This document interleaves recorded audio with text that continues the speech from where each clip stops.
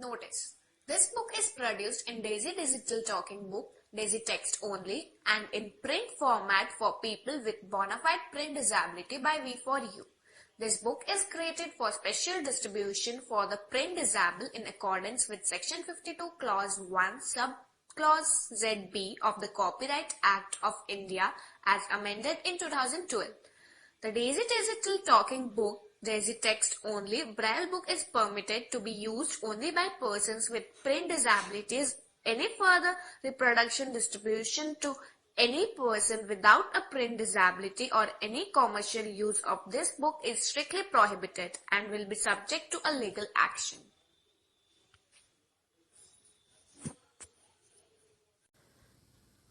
Honeycomb, textbook in English for class 7th.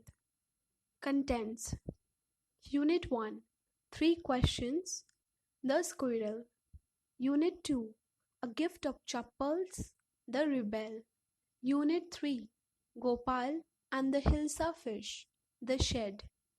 Unit 4, The Ashes That Made Trees Bloom, Shivi. Unit 5, Quality, Trees. Unit 6, Expert Detectives and Mystery of the Talking Fan. Unit 7, The Invention of Vita Wonk and Dad and the Cat and the Tree. Unit 8, Fire, Friend and Foe and Meadow Surprises. Unit 9, A Bicycle in Good Repair and Garden Snake. Unit 10, The Story of Cricket. Unit 1, Chapter 1, 3 questions. Before you read, a king has 3 questions and he is seeking answers to them. What are the questions? Does the king get what he wants?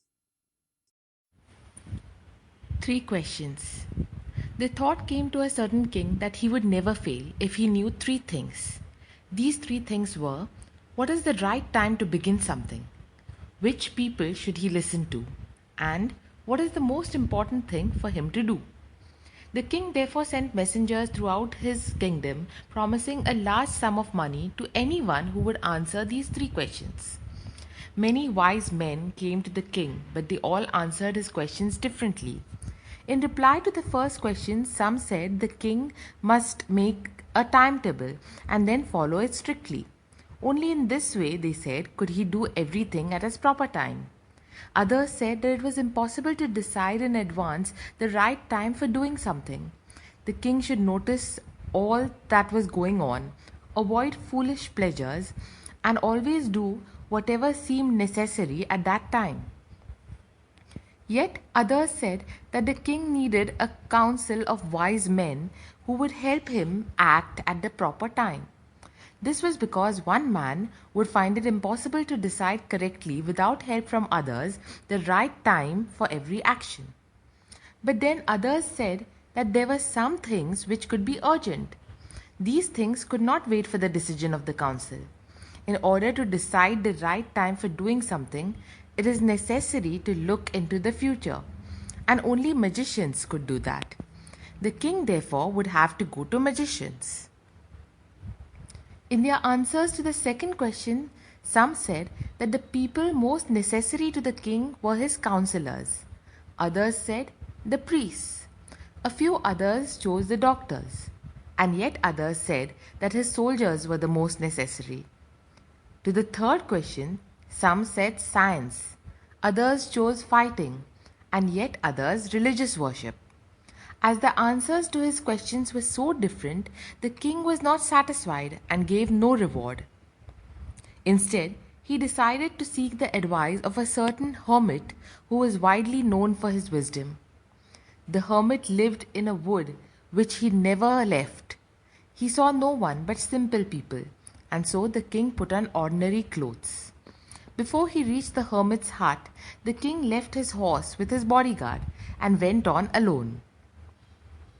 As the king came near the hermit's hut, he saw the hermit digging the ground in front of his hut. He greeted the king and continued digging. The hermit was old and weak, and as he worked, He breathed heavily. The king went up to the hermit and said, I have come to you, wise hermit, to ask you to answer 3 questions. How can I learn to do the right thing at the right time? Who are the people I need most? And what affairs are the most important? The hermit listened to the king, but did not speak. He went on digging. You are tired, said the king. Let me take the spade and work in your place. Thanks, said the hermit, giving the king his spade. Then he sat down on the ground. When the king had dug 2 beds, he stopped and repeated his questions. The hermit gave no answer but stood up, stretching out his hand for the spade and said, Now you rest and let me work. But the king did not give him the spade and continued to dig. 1 hour passed, then another. The sun went down behind the trees, and at last the king struck the spade into the ground and said, I came to you, wise man, for an answer to the questions. If you can give me no answer, tell me so, and I will return home. Here comes someone running, said the hermit. The king turned round and saw a bearded man running towards them.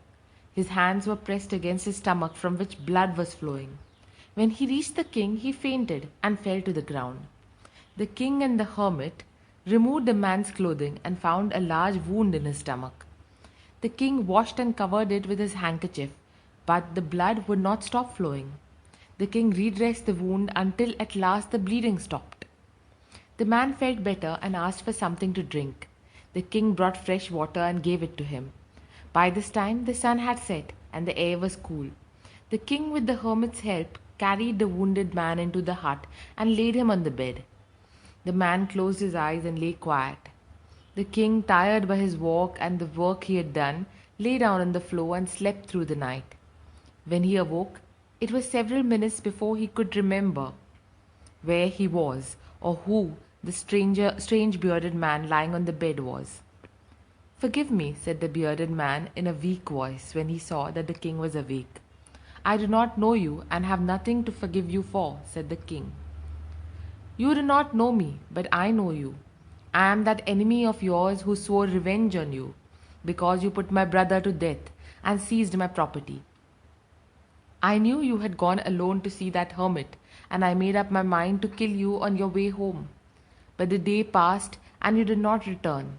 So I left my hiding place and I came upon your bodyguard, who recognized me and wounded me.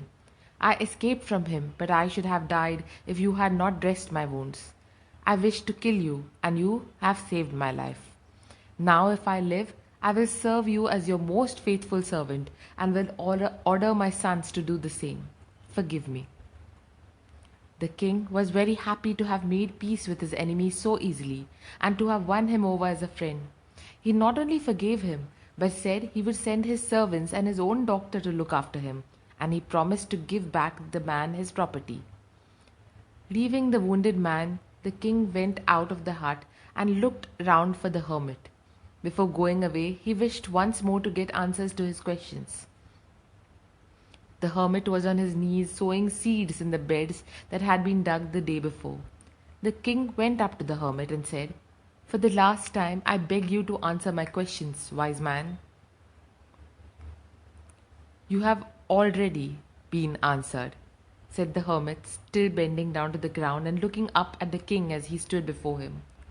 How have I been answered? What do you mean? Do you not see? Replied the hermit. If you had not pitied my weakness yesterday and had not dug these beds for me, you would have gone away. Then that man would have attacked you, and you would have wished you had stayed with me.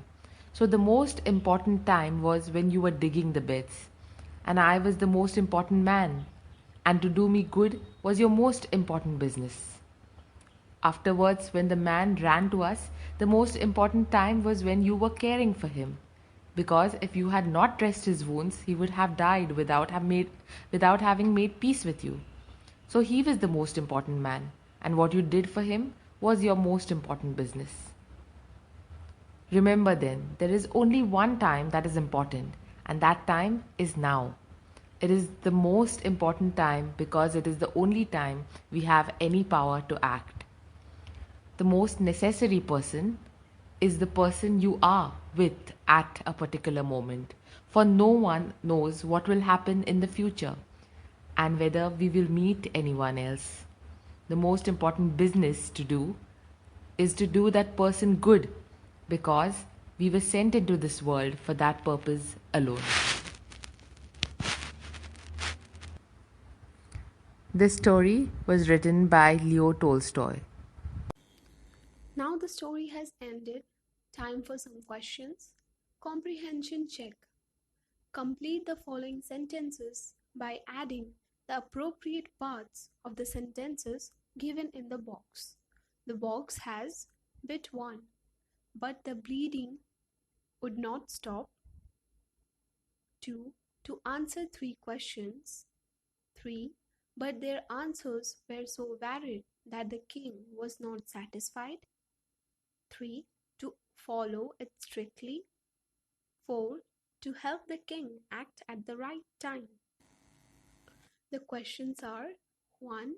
Many wise men answered the king's questions dash. 2. Some suggested that there should be a council of wise men dash.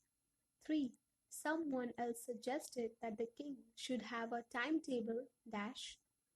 4. The king requested the hermit dash. 5. The king washed and dressed the bearded man's wound dash. Working with the text. Answer the following questions. 1. Why was the king advised to go to the magician? 2. In answer to the second question, whose advice did the people say would be important to the king? 3. What suggestions were made in answer to the third question? 4. Did the wise men win the reward? If not, why not? 5. How did the king and the hermit help the wounded man? 6. Bit 1. Who was the bearded man? 2. Why did he ask for the king's forgiveness? 7. The king forgave the bearded man. What did he do to show his forgiveness? 8. What are the hermit's answers to the 3 questions? Write each answer separately. Which answer do you like the most and why? Working with language. 1. Match items in list A with their meanings in list B. For example, fainted means lost consciousness. The column A has the words bit 1 wounded, 2 awoke, 3 forgive, 4 faithful, 5 pity, 6 bet, 7 return. Column B has the words 1 got up from sleep, 2 give back, 3 small patches of ground for plants, bit 4 severely injured, 5 pardon, 6 loyal, 7 feel sorry for. Use any 3 of the above words in sentences of your own. You may change the form of the word. 2. Each of the following sentences has 2 blanks. Fill in the blanks with appropriate forms of the word given in the brackets. He has dash to help me. Do you think he will remember his dash? Bracket promise. He has promised me to help me. Do you think he will remember his promise? This is an example. The questions are bit 1. The dash said that only fresh evidence would make him change his dash. Bit 2. I don't notice, in the bracket, judge. Bit 2. I didn't notice any serious dash of option among the debaters, although they dash from one another over small points. In bracket, differ. Bit 3. It's a fairly simple question to dash, but will you accept my dash as final? In bracket, answer. It isn't dash that dash should always be the mother of invention. In bracket necessary. Bit 5. Hermits are dash men. How they acquire their dash, no one can tell. In bracket wise. Bit 6. The committee has dash to make Jagdish captain of the team. The dash is likely to please everyone. In bracket decide. Bit 7. Asking for dash is noble as willingness to dash in bracket forgive. Speaking and writing. Number 1. Imagine you are the king. Narrate the incident of your meeting the hermit. Begin like this. The wise men answered my questions, but I was not satisfied with their answers. One day I decided to go and meet the hermit. Bit 2. Imagine you are the hermit. Write briefly the incident of your meeting the king. Begin like this. Once I was digging in my garden. A man in ordinary clothes came to me.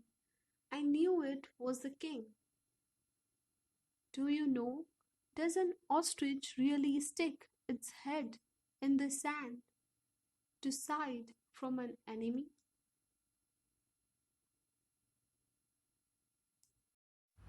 You may have seen a squirrel sitting on the ground eating a nut.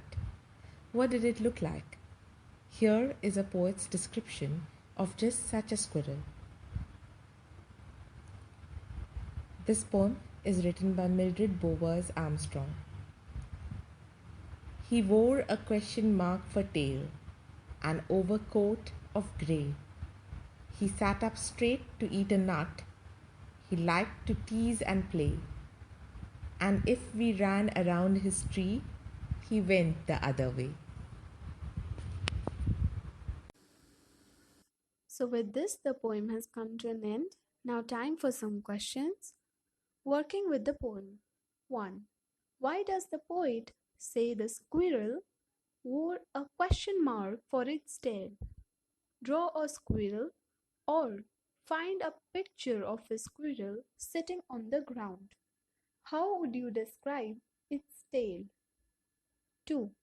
Do we usually say that an animal wears a tail? What do we say? Think.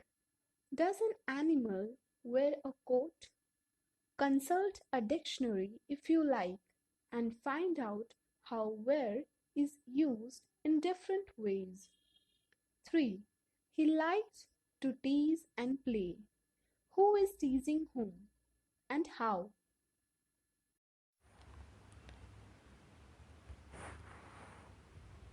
Mridu is a young girl growing up in Madras, now called Chennai, with Tapi, her grandmother, and Tata, her grandfather. One afternoon, Tapi takes her to her aunt Rukumani's house to meet her cousins Lali, Ravi, and Meena.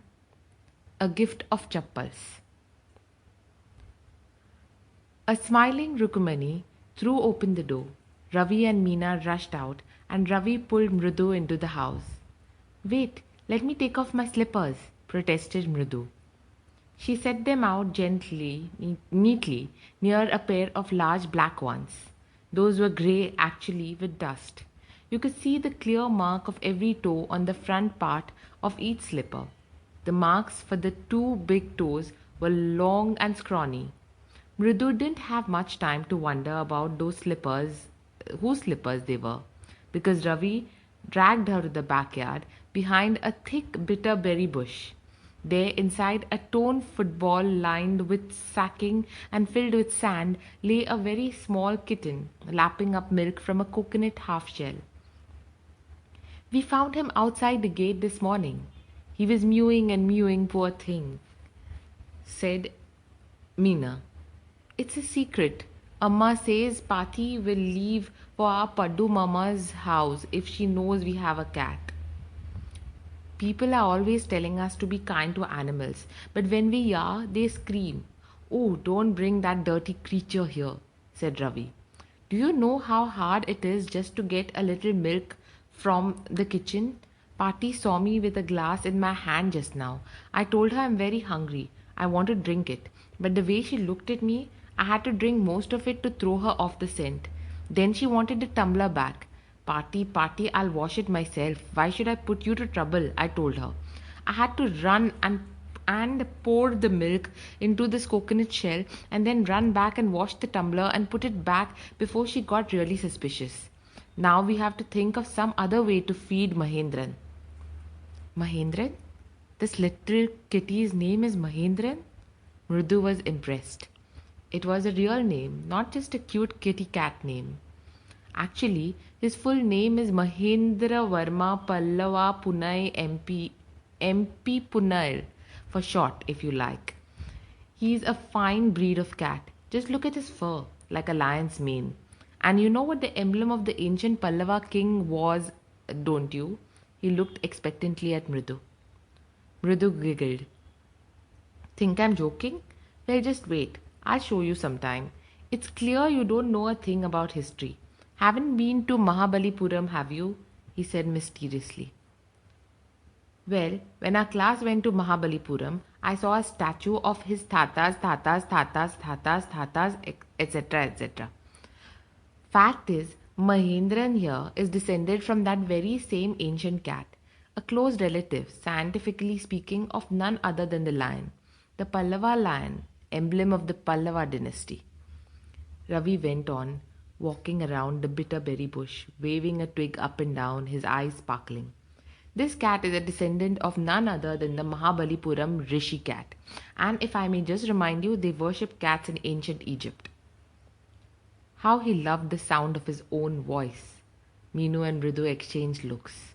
What does that have to do with anything? Mridu demanded. Huh? I'm telling you, this cat is descended from the Egyptian cat god. No, goddess. Bastard, yeah, that's it. So? Well, one of the descendants of the cat goddess was a stone away in one of the Pallava ships, and his descendant was the Mahabalipuram Rishi cat, whose descendant is... Ravi flourished his twig at Mahendran. MP Punai here. Whoop-ee! He shrieked, very pleased with himself. Mahendran looked up, alarmed. He had just been sharpening his claws on the edge of the coconut shell. But worse than Ravi's awful whoop-eek was a screech from the window. What a weird sound. If Mridu was startled, MP Punai was frightened out of his wits. Hair standing on end, he bounced up and scurried towards a bamboo tray of red chilies that had been set out to dry. Trying to hide beneath it, he tipped a few chilies over himself. Meow, he howled miserably. The screeching went on and on. What's that noise? Said Mridu. That's Lali learning to play the violin, grunted Ravi. She'll never learn a thing. The music master just goes on playing like a train, whizzing on and on, while Lali's all the time derailing, going completely off track. Mridu crept up to the window. Lali was sitting a little distance away, awkwardly holding her violin and bowstring, her elbows jutting out and her eyes glazed with concentration. In front of her, with most of his back to the window, was the bony figure of the music master. He had a mostly bald head, with a fringe of oiled black hair falling around his ears and an old-fashioned tuft.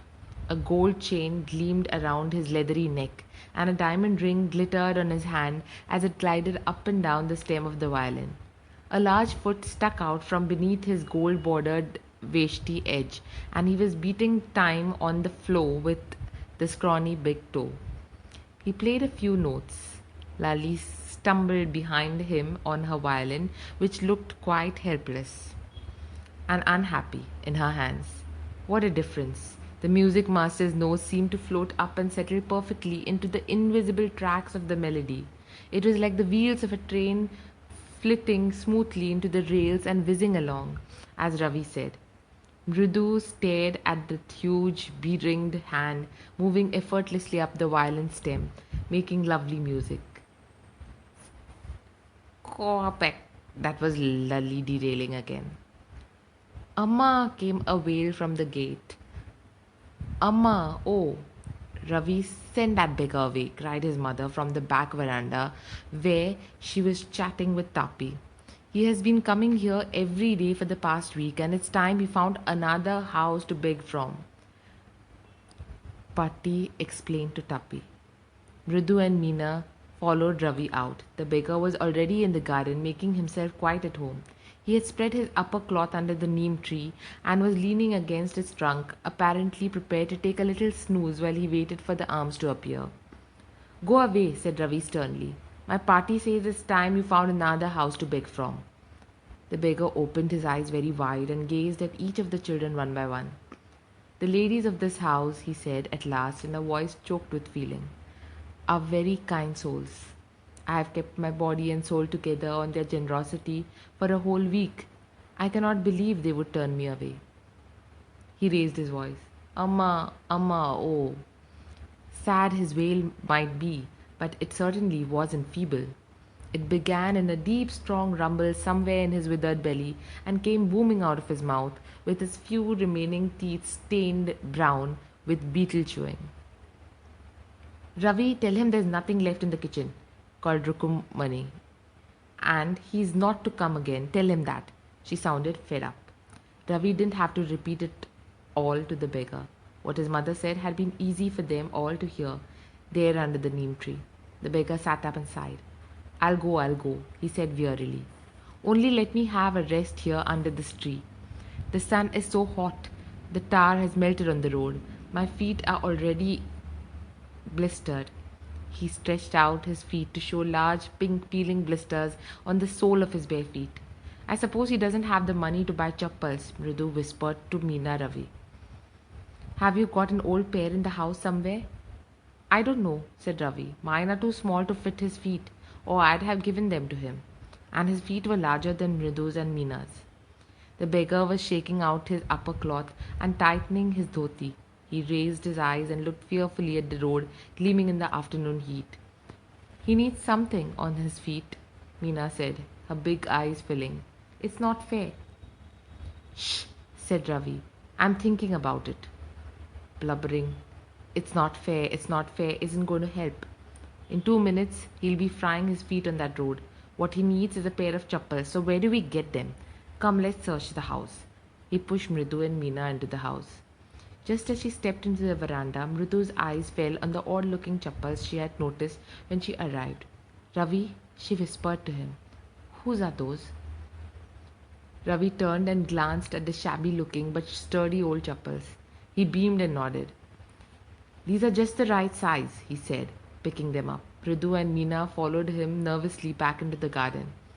Here, said Ravi to the beggar, dropping the slippers in front of the old man. Wear these and don't come back. The beggar stared at the slippers, hurriedly flung his towel over his shoulder, pushed his feet into them and left, muttering a blessing to the children. In a minute, he had vanished around the corner of the street. The music master came out of the house and took an unappreciative look at the three of them sitting quietly under the tree, playing marbles. There he searched for his chappals in the veranda where he had put them. Lali, he called after a few minutes. She hurried up to him.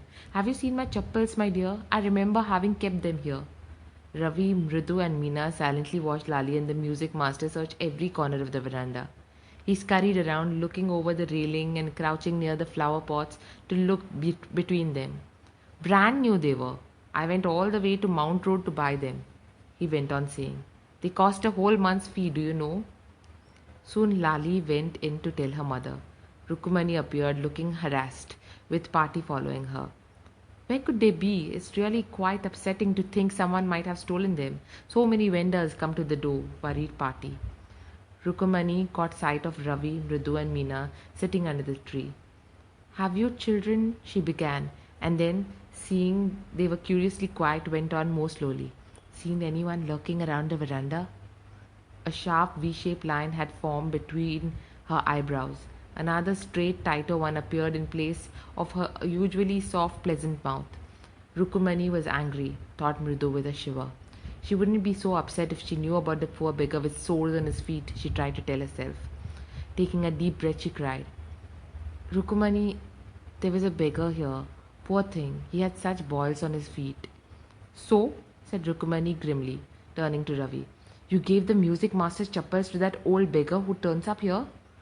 Children these days, groaned Pati.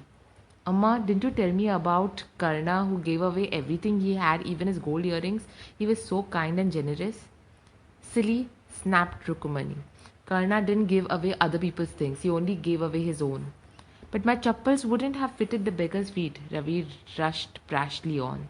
And Amma, if they did not fit, would you really not have if they did fit, would you really not have minded? Ravi, said Rukumani, very angry now. Go inside this minute. She hurried indoors and brought out Gopu Mama's hardly worn new chappals.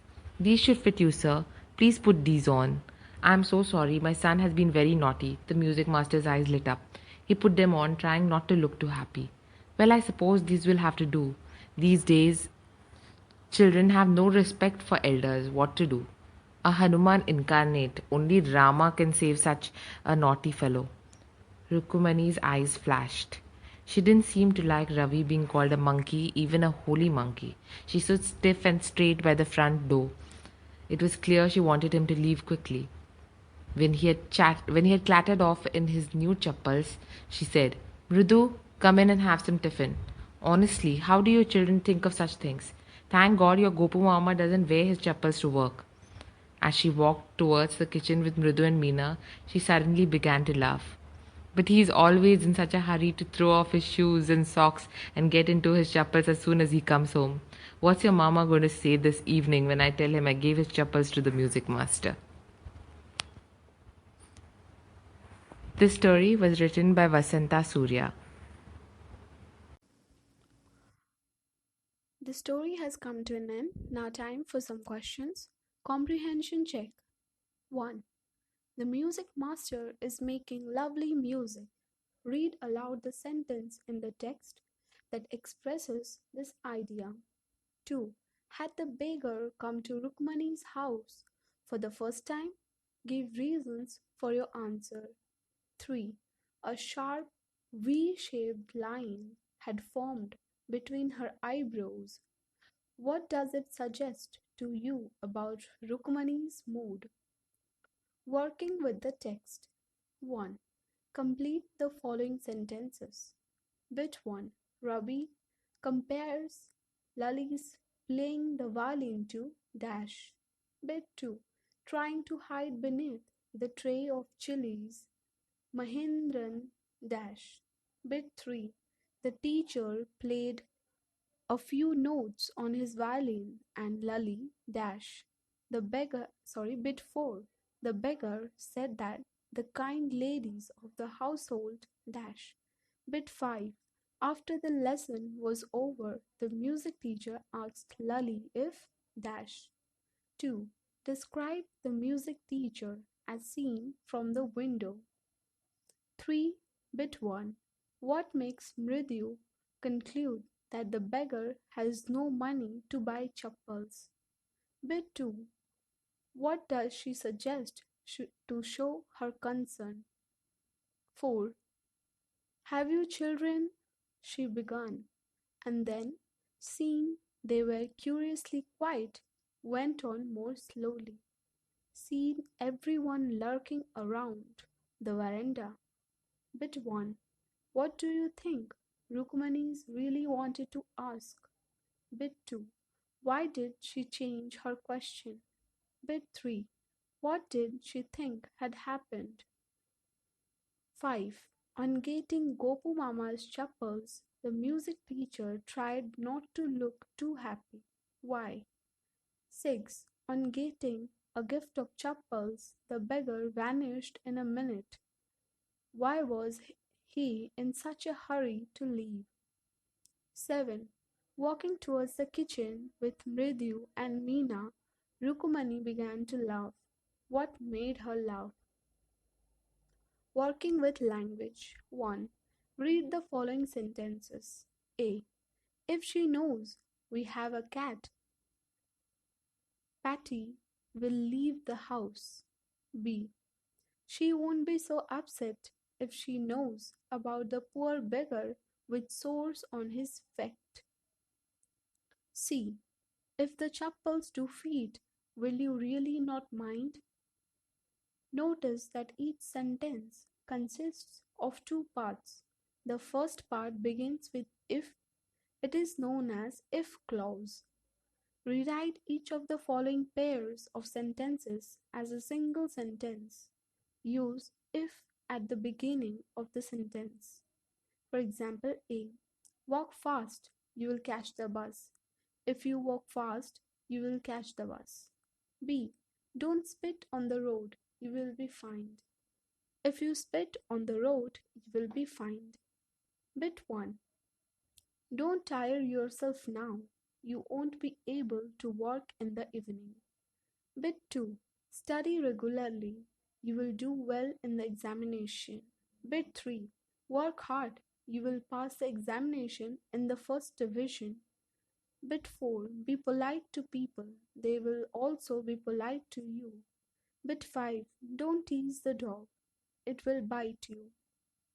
2. Fill in the blanks in the following paragraph. Today is Sunday. I'm wondering whether I should stay at home or go out. If I dash in bracket go out, I dash in bracket miss the lovely Sunday lunch at home. If I dash in bracket stay for lunch, I dash in bracket miss the Sunday film showing at Archana Theatre. I think I will go out and see the film only to avoid getting too fat. 3. Complete each sentence below by appropriately using any one of the following. The words are if you want to, or if you don't want to, or if you want him to.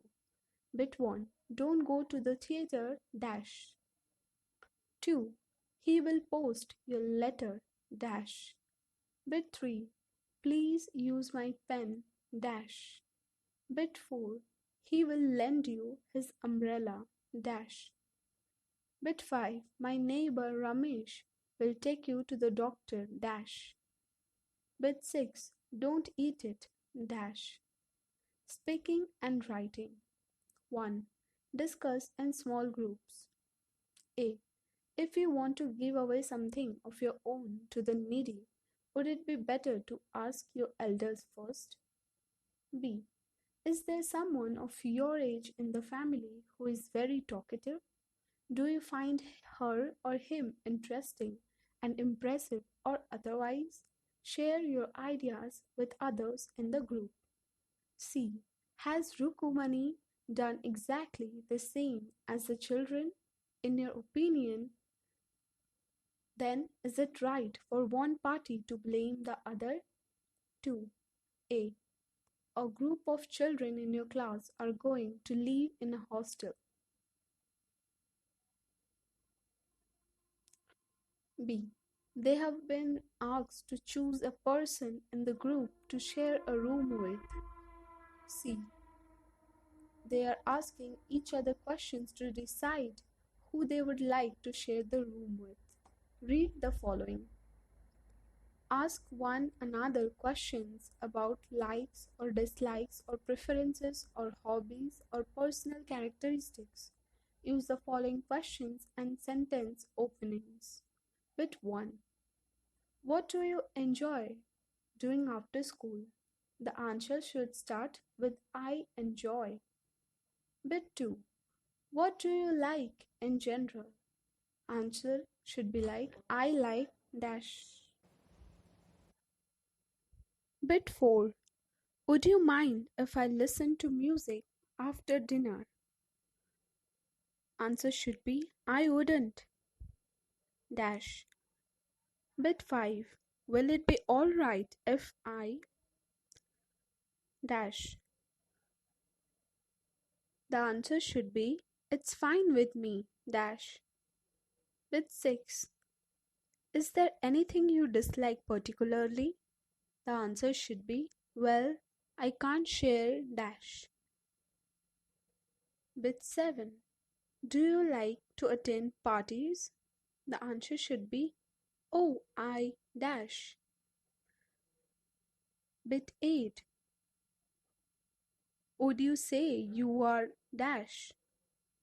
The answer should start like I think dash. Do you know? Answer no. What this tall bird does on sensing danger from far is to lie flat on the ground with its long neck almost horizontal. The enemy may not spot the ostrich in this position from a distance, and it may be mistaken for a shrub or bush. If the danger is close by, the ostrich will take off and run. Though ostriches cannot fly, they can run as fast as 65 km per hour. If cornered, they give a swift, hard kick. An ostrich burying its head in sand to escape attention is a metaphor for people who ignore rather than face a problem. Unit 2, Chapter 4, The Rebel. Do you know anyone who always disagrees with you or your friends, or likes to do the opposite of what everyone thinks they should do? Think of a word to describe such a person. Discuss with your partner some of the things such a person generally does. Now, let's read the poem. When everybody has short hair, the rebel lets his hair grow long. When everybody has long hair, the rebel cuts his hair short. When everybody talks during the lesson, the rebel doesn't say a word. When nobody talks during the lesson, the rebel creates a disturbance. When everybody wears a uniform, the rebel dresses in fantastic clothes. When everybody wears fantastic clothes, the rebel dresses soberly. In the company of dog lovers, the rebel expresses a preference for cats, and in the company of cat lovers, the rebel puts in good words for dogs. When everybody is praising the sun, the rebel remarks on the need of the rain. When everybody is greeting the rain, the rebel regrets the absence of sun. When everybody goes to the meeting, the rebel stays at home and reads a book. When everybody stays at home and reads a book, the rebel goes to the meeting. When everybody says, yes, please, the rebel says, no, thank you. When everybody says, no, thank you, the rebel says, yes, please. It is very good that we have rebels. You may not find it very good to be one. Written by DJ and Wright. So with this, the poem comes to an end. Time for some questions. Working with the poem. Question 1. Answer the following questions. Bit 1. If someone doesn't wear a uniform to school, what do you think the teacher will say? Bit 2. When everyone wants a clear sky, what does the rebel want most? Bit 3. If the rebel has a dog for a pet, what is everyone else likely to have? Bit 4. Why it is good to have rebels. Bit 5. Why it is not good to be a rebel oneself. Bit 6. Why do you like to be a rebel? Would you like to be a rebel? If yes, why? If not, why not? Question 2. Find in the poem any antonym, a word opposite in meaning for each of the following words. Bit 1. Long. Bit 2. Grow. Bit 3. Quietness. Bit 4. Sober. Bit 5. Lost.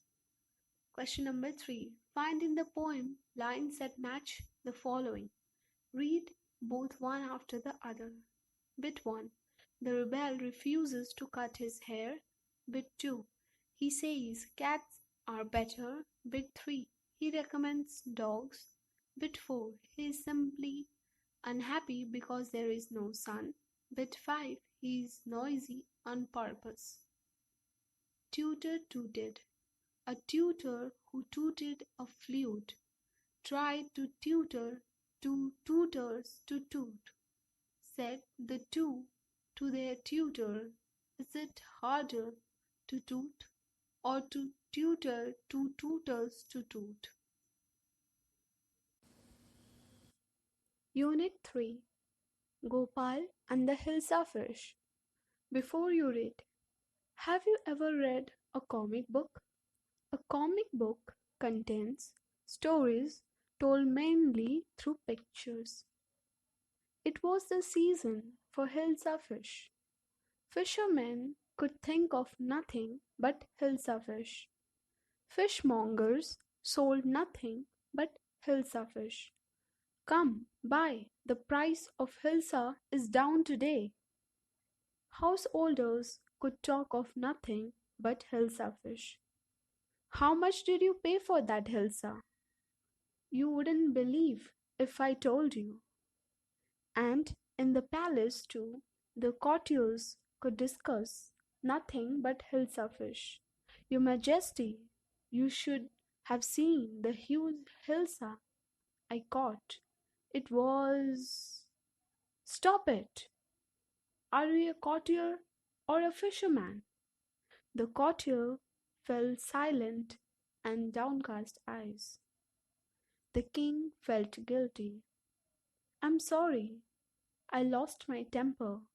It is the season for Hilsa fish, and no one, not even Gopal, can stop talking anyone from about Hilsa fish. Not even for 5 minutes."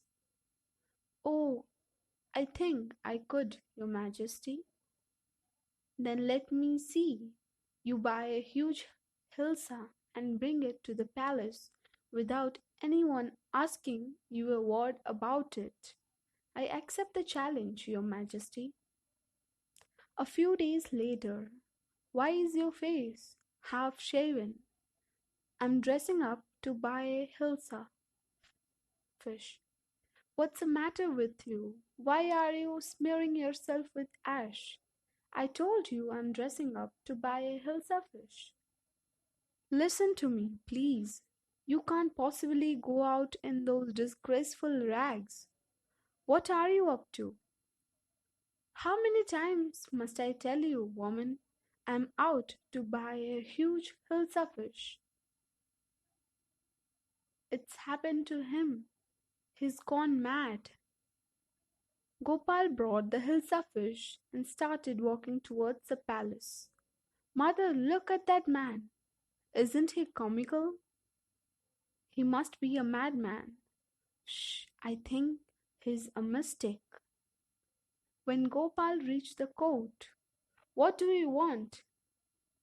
"I want to see the king." "You can't see the king. Get away with you." Gopal began to dance and sing loudly. Inside the palace, "The man is crazy. Throw him out at once. I want to see the king. Let me in." "Bring me that man to me at once." "Yes, Your Majesty." Gopal was brought before the king. "It's Gopal. The man has lost his mind. I think it's one of his crazy jokes." "All right, Gopal, out with it." "Why are you dressed up in this ridiculous fashion?" asked the king. "Your Majesty, you seem to have forgotten something," said Gopal. "Forgotten something?" said the Majesty. "Strangely enough, no one seems to be interested in Hilsa fish today. From the market to the palace, and in the court, not a soul has spoken a word about Hilsa fish," said Gopal. Only then did the king remember the challenge he had thrown to Gopal. "Ha ha! Well, Gopal, congratulations! You have achieved the impossible once again," said king. So with this, the comic has come to an end. Time for some questions. Working with the text. Answer the following questions. 1. Why did the king want no more talk about the Hilsa fish? 2. What did the king ask Gopal to do to prove that he was clever? 3. What three things did Gopal do before he went to buy his Hilsa fish? 4. How did Gopal get inside the palace to see the king after he had brought the fish? 6. Write true or false against each of the following sentences. Bit 1. The king lost his temper easily. Dash. Bit 2. Gopal was a madman. Dash. Bit 3. Gopal was a clever man. Dash. Bit 4. Gopal was too poor to afford decent clothes. Dash. Bit 5. The king got angry when he was shown to be wrong. Dash.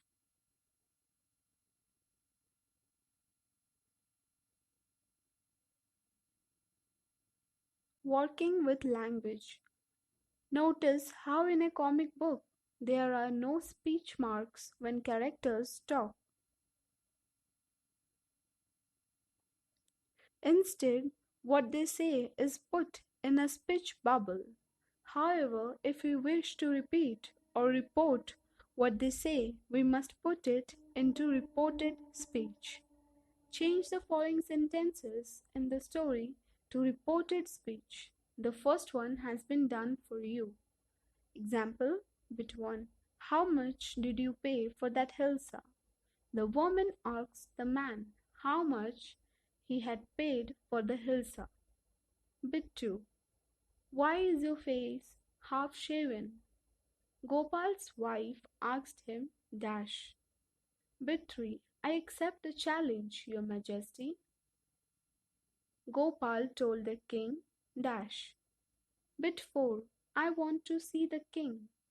Gopal told the guards dash. Bit 5. Bring the man to me at once. The king ordered the guard dash. Number 2.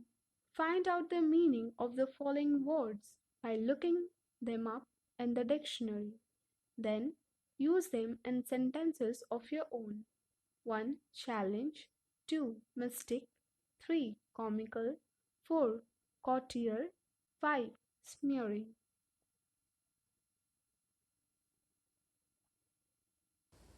Picture reading. 1. Look at the pictures and read the text aloud. Stag by the side of a pond. How beautiful my horns are! But my legs are so thin and ugly. Hunters, run for your life! Let me hide somewhere. These branches, oh no! They're too close. Get out of here. I was so proud of my horns. They could have caused my death. I was ashamed of my legs. They saved me. 2. Now ask your partner questions about each picture. Bit 1. Where is the stag? Bit 2. What is he doing? Bit 3. Does he like his antlers or horns? Bit 4. Does he like his legs? Bit 5. Why is the stag running? Bit 6. Is he able to hide in the bushes? Bit 7. Where are the hunters now? Bit 8. Are they closing in on the stag? Bit 9. Is the stag free? Bit 10. What does the stag say about his horns and his legs? 3. Now write the story in your own words. Give it a title.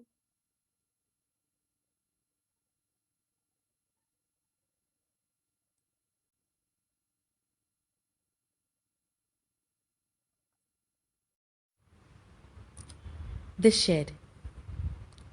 There's a shed at the bottom of our garden with a spider's web hanging across the door.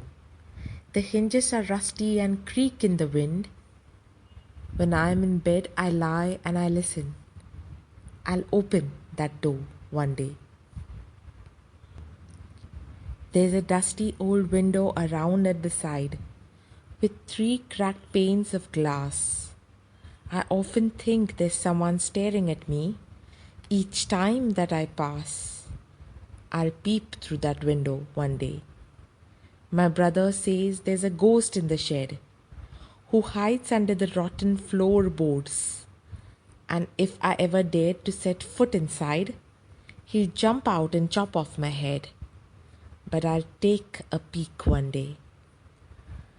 I know that there isn't really a ghost. My brother tells lies to keep the shed for his den. There isn't anyone staring or making strange noises. And the spider has been gone from his web since I don't know when. I'll go into that shed one day soon. But not just yet. This poem was written by Frank Flynn. So the poem has come to an end. Now time for some questions. Working with the poem. 1. Answer the following questions. Bit 1. Who is the speaker in the poem? Bit 2. Is she or he afraid or curious or both? Bit 3. What is she or he planning to do soon? Bit 4. But not just yet suggests doubt, fear, hesitation, laziness, or something else. Choose the word which seems right to you. Tell others why you chose it. 2. Is there a room in your house or a house in your neighborhood or locality where you would rather not go alone and never at night? If there is such a place and a story to go with it, let others hear all about it. This is a story about an honest and hard-working old couple and their pet dog. The neighbors are troublesome and the dog dies a sad death. The spirit of the dog gives solace and support to his master in unexpected ways. The ashes that made trees bloom. In the good old days of the daimyos, there lived an old couple whose only pet was a little dog. Having no children, they loved it as though it were a baby. The old dame made it a cushion of blue crepe, and at mealtime, Muko, for that was its name, would sit on it as snug as any cat. The kind people fed the pet with tidbits of fish from their own chopsticks and all the boiled rice it wanted. Thus treated, the dumb creature loved his protectors like a being with a soul. The old man, being a rice farmer, went daily with hoe or spade into the fields, working hard from morning until O10 to summer, as the sun is called, O10 to summer, as the sun is called, had gone down behind the hills. Every day the dog followed him to work, never once harming the white heron that walked in the footsteps of the old man to pick up the worms. For the old fellow was patient and kind to everything that had life, and often turned up a sword on purpose to give food to the birds. One day the dog came running to him, putting his paws against his legs and motioning with his head to some spot behind. The old man at first thought his pet was only playing, and did not mind it. But the dog kept on whining and running to and fro for some minutes. Then the old man followed the dog a few yards to a place where the animal began a lively scratching. Thinking it was possibly a buried bone or a bit of fish, the old man struck his hoe in the earth, when lo, a pile of gold gleamed before him. Thus, in an hour the old couple were made rich. The good souls bought a piece of land, made a feast for their friends, and gave plentifully to their poor neighbors. As for the dog, they petted him till they nearly smothered him with kindness. Now in the same village there lived a wicked old man and his wife. not a bit sensitive and kind, who had always kicked and scolded all dogs whenever any passed their house. Hearing of their neighbor's good luck, they coaxed the dog into their garden and set before him bits of fish and other dainties, hoping he would find treasure for them. But the dog, being afraid of the cruel pair, would neither eat nor move. Then they dragged him out of the doors, taking a spade and hoe with them. No sooner had the dog got near a pine tree growing in the garden than he began to paw and scratch the ground as if a mighty treasure lay beneath. "Quick, wife, hand me the spade and hoe," cried the greedy old fool as he danced with joy. Then the covetous old fellow with a spade and the old crone with a hoe began to dig, but there was nothing but a dead kitten, the smell of which made them drop their tools and shut their noses. Furious at the dog, the old man kicked and beat him to death, and the old woman finished the work by nearly chopping off his head with the sharp hoe. They then flung him into the hole and heaped the earth over his carcass. The owner of the dog heard of the death of his pet, and mourning for him as if he had been his own child, went at night under the pine tree. He set up some bamboo tubes in the ground, such as are used before tombs, in which he put fresh flowers. Then he laid a cup of water and a tray of food on the grave and burned several costly sticks of incense. He mourned a great while over his pet, calling him many dear names, as if he were alive. That night, the spirit of the dog appeared to him in a dream and said, "Cut down the pine tree over my grave, and make from it a mortar for your rice pastry and a mill for your bean sauce." The old man chopped down the tree and cut out of the middle of the trunk a section about 2 feet long. With great labor, partly by fire, partly by the chisel, he scraped out a hollow place as big as a small hole, as big as a small bowl. He then made a long-handled hammer of wood, such as is used for pounding rice. When New Year's time drew near, he wished to make some rice pastry. When the rice was all boiled, Granny put it into the mortar. The old man lifted his hammer to pound the mass into dough, and the blows fell heavy and fast till the pastry was all ready for baking. Suddenly the whole mass turned into a heap of gold coins. When the old woman took the hand mill and filling it with beans began to grind, the gold dropped like rain. Meanwhile, the envious neighbor peeped in at the window when the boiled beans were being ground. "Goody me!" cried the old hag as she saw each dripping of sauce turn into yellow gold, until in a few minutes the tub under the mill was full of a shining mass of gold. So the old couple were rich again. The next day, the stingy and wicked neighbor came and borrowed the mortar and magic mill. They filled one with boiled rice and the other with beans. Then the old man began to pound and the woman to grind.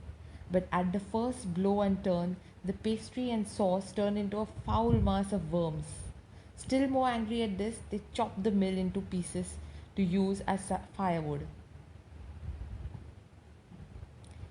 Not long after that, the good old man dreamed again, and the spirit of the dog spoke to him, telling him how the wicked people had burned the mill made from the pine tree. "Take the ashes of the mill, sprinkle them on the withered trees, and they will bloom again," said the dog spirit. The old man awoke and went at once to his wicked neighbor's house, where he found the miserable old pair sitting at the edge of their square fireplace in the middle of the floor, smoking and spinning. From time to time they warmed their hands and feet with the blaze from some bits of the mill, while behind them lay a pile of the broken pieces. The good old man humbly asked for the ashes. Though the covetous couple turned up their noses at him and scolded him as if he were a thief, they let him fill his baskets with the ashes. On coming home, the old man took his wife into the garden. It being winter, their favorite cherry tree was bare. He sprinkled a pinch of ashes on it, and lo, it sprouted blossoms until it became a cloud of pink blooms which perfumed the air. The news of this filled the village. and everyone ran out to see the wonder. The covetous couple also heard the story, and gathering up the remaining ashes of the mill, kept them to make withered trees blossom. The kind old man, hearing that his lord the daimyo was to pass along the high road near the village, set out to see him, taking his basket of ashes.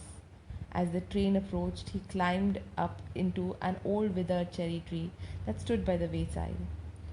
Now, in the days of the daimyos, it was the custom when their lord passed by for all the loyal people to shut up their high windows. They even pasted them fast with a slip of paper so as not to commit the impertinence of looking down on his lordship. All the people along the road would fall upon their hands and knees and remain prostrate until the procession passed by. The train drew near. One tall, competent man marched ahead, crying out to the people by the way, "Get down on your knees, get down on your knees." And everyone kneeled down while the procession was passing. Suddenly, the leader of the van caught sight of the aged man up in the tree.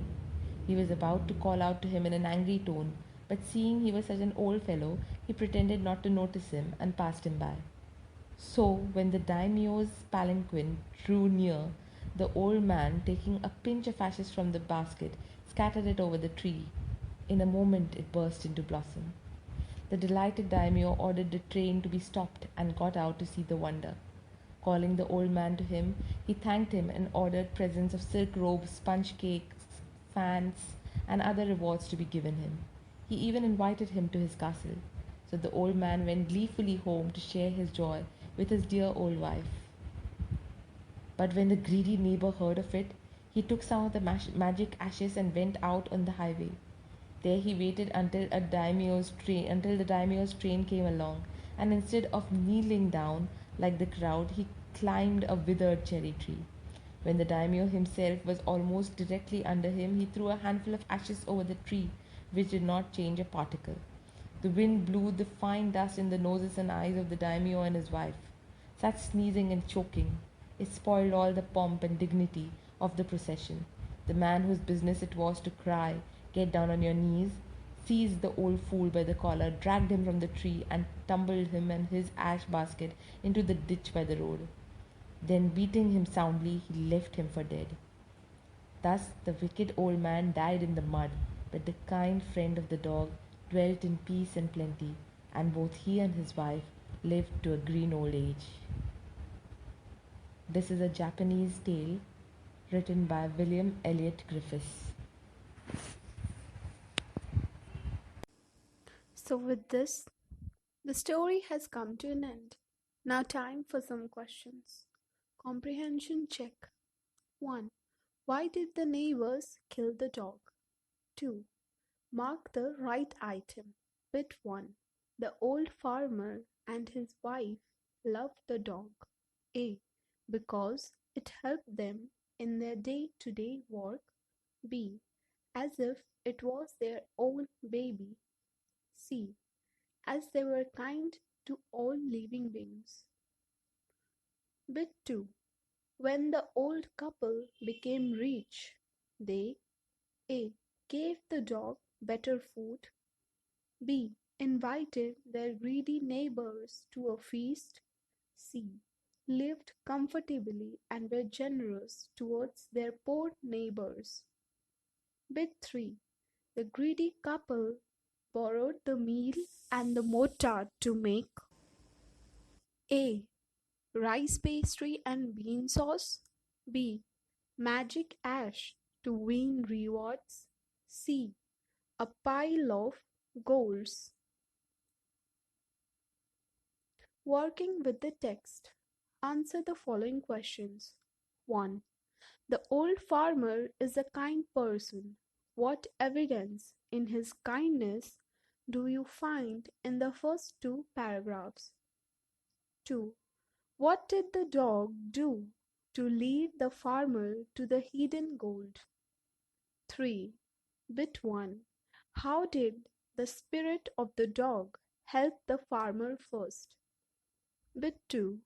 How did it help him next? 4. Why did The daimyo reward the farmer. Number 4. Why did the daimyo reward the farmer but punish his neighbor for the same act? Working with language. 1. Read the following conversation. Ravi: what are you doing? Mridu: I'm reading a book. Ravi: who wrote it? Mridu: Ruskin Bond. Ravi: where did you find it? Mridu: in the library. Notice that what, who, where are question words. Questions that require information begin with question words. Some other question words are when, why, where, which, and how. Remember that 1. What asks about actions, things, etc. 2. Who asks about people. 3. Which asks about people or things. 4. Where asks about place. 5. When asks about time. 6. Why asks about reason or purpose. 7. How asks about means, manners, or degree. 8. Whose asks about possessions. Read the following paragraph and frame questions on the italicized phrases. Anil is in school. In school is italicized. I am in school too. Anil is sitting in the left row. In the left row is italicized. He is reading a book. Reading is italicized. Anil's friend is sitting in the second row. In the second row is italicized. He is sharpening his pencil. Sharpening his pencil is italicized. The teacher is writing on the blackboard. The teacher is italicized. Children are writing in their copybooks. Some children are looking out of the window. Looking out of the window is italicized.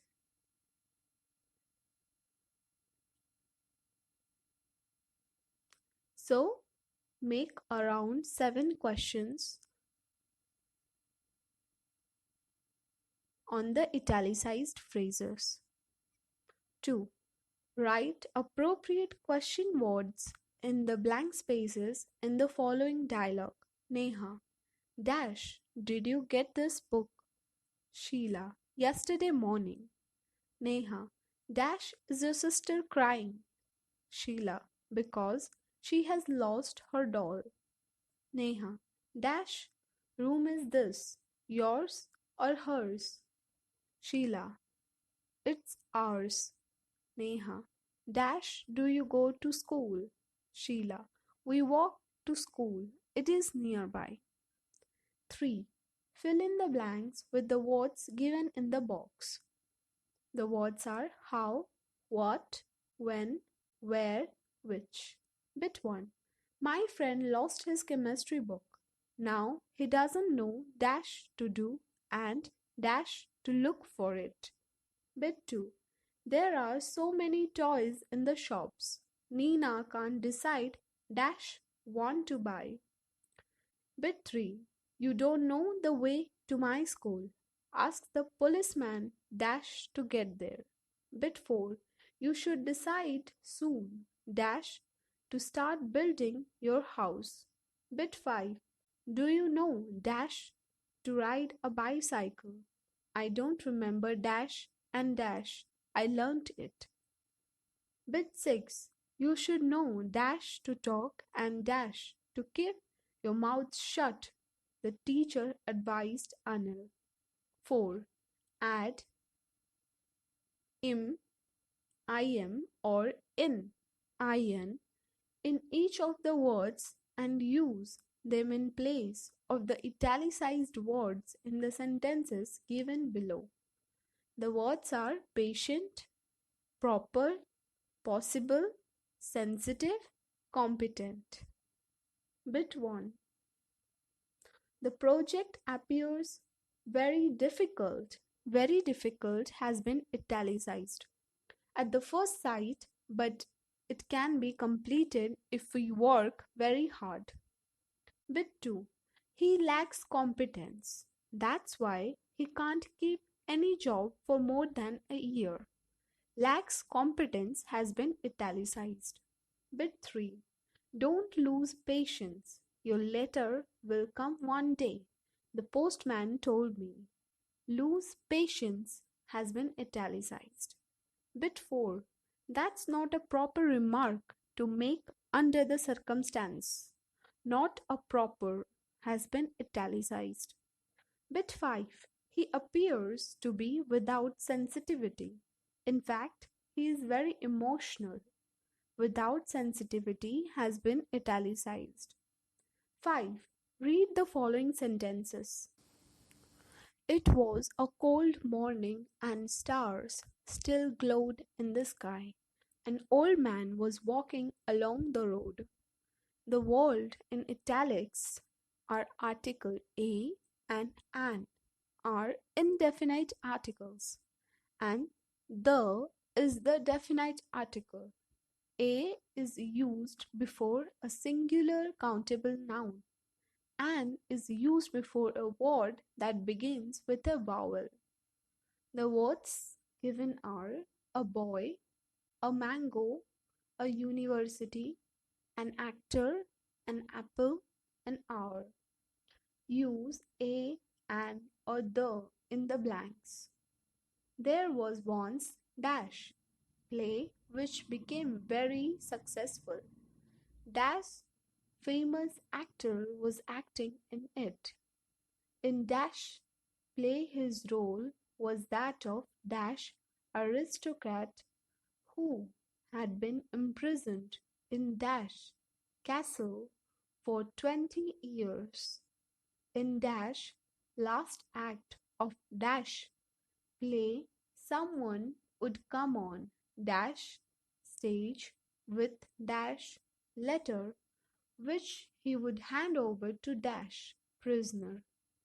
Even though dash aristocrat was not expected to read dash letter at each performance, he always insisted that dash letter be written out from beginning to end.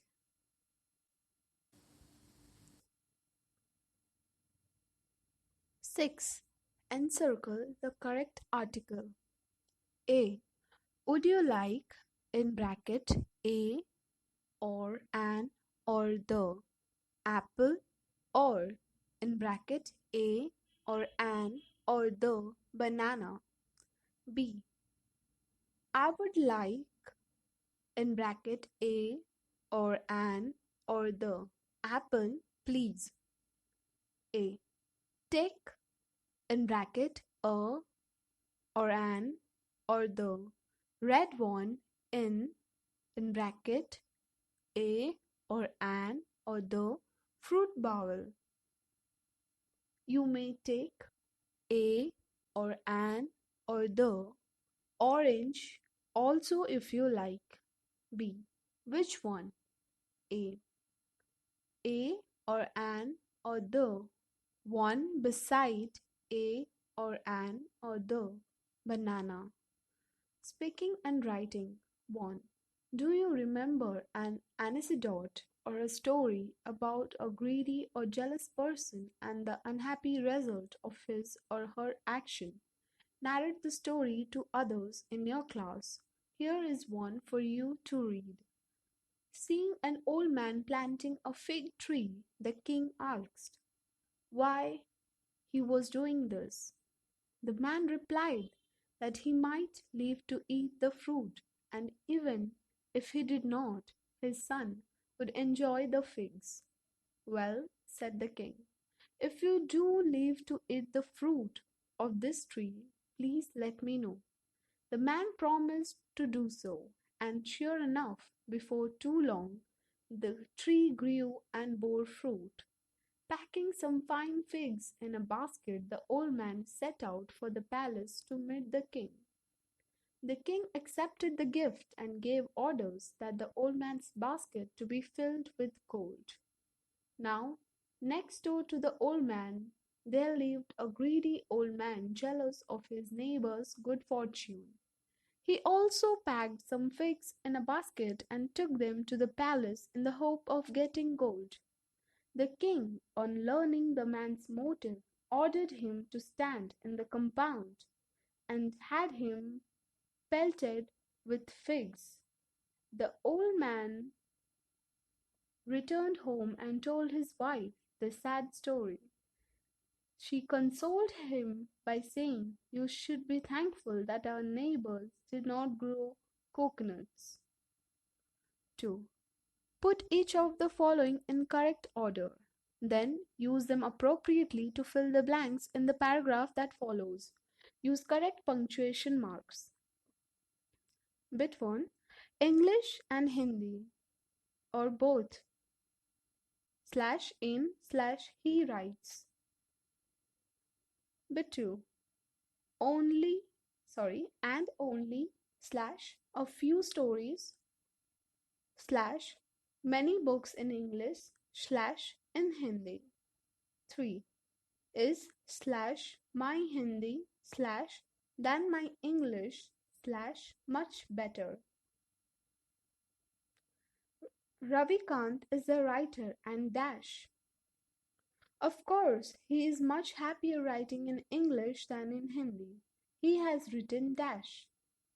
I find his book a little hard to understand dash. 3. Are you fond of reading stories? Did you read one last month? If not, read one or two and then write a paragraph about the story using following hints. 1. Title of the story. 2. Name of the author. 3. How many characters? 4. Which one you liked? 5. Some details of the story. 6. Main points or point as you understand it. Tell your friends why they should also read it. Thought what? I thought a thought, but the thought I thought wasn't the thought. I thought I thought. It is a tongue twister. You can do it in the free time. Chapter 8. Shivi. Ask yourself as well as your partner, do you like to be always told what to do and what not to do? Do grown-ups do this in your experience? When Mikhail was 5 years old, his mother took him to a nearby school for admission. The teacher asked him, "What does your mother call you at home, child?" "Mikhail, don't," came the confident reply. Note: to chivvy is to nag, to continuously urge someone to do something, often in an annoying way, according to the dictionary. Read the poem now. Grown-ups say things like, "Speak up," "Don't talk with your mouth full," "Don't stare," "Don't point," "Don't pick your nose," "Sit up," "Say please," "Less noise," "Shut the door behind you," "Don't drag your feet," "Haven't you got a hanky?" "Take your hands out of your pockets," "Pull your socks up," "Stand up straight," "Say thank you," "Don't interrupt," "No one thinks you're funny," "Take your elbows off the table," "Can't you make your own mind up about anything?" Written by Mikhail Rosen. So with this, the poem has come to an end. Now time for some questions. Working with the poem. 1. Discuss these questions in small groups before you answer them. Bit 1. When is a grown up likely to say this? Don't talk with your mouth full. Bit 2. When are you likely to be told this? Say thank you. Bit 3. When do you think an adult would say this? No one thinks you are funny. 2. The last two lines of the poem are not prohibitions or instructions. What is the adult now asking the child to do? Do you think the poet is suggesting that this is unreasonable? Why? 3. Why do you think grown ups say the kind of things mentioned in the poem? Is it important that they teach children good manners and how to behave in public? 4. If you had to make some rules for grown ups to follow, what would you say? Make at least 5 such rules. Arrange the lines as in a poem.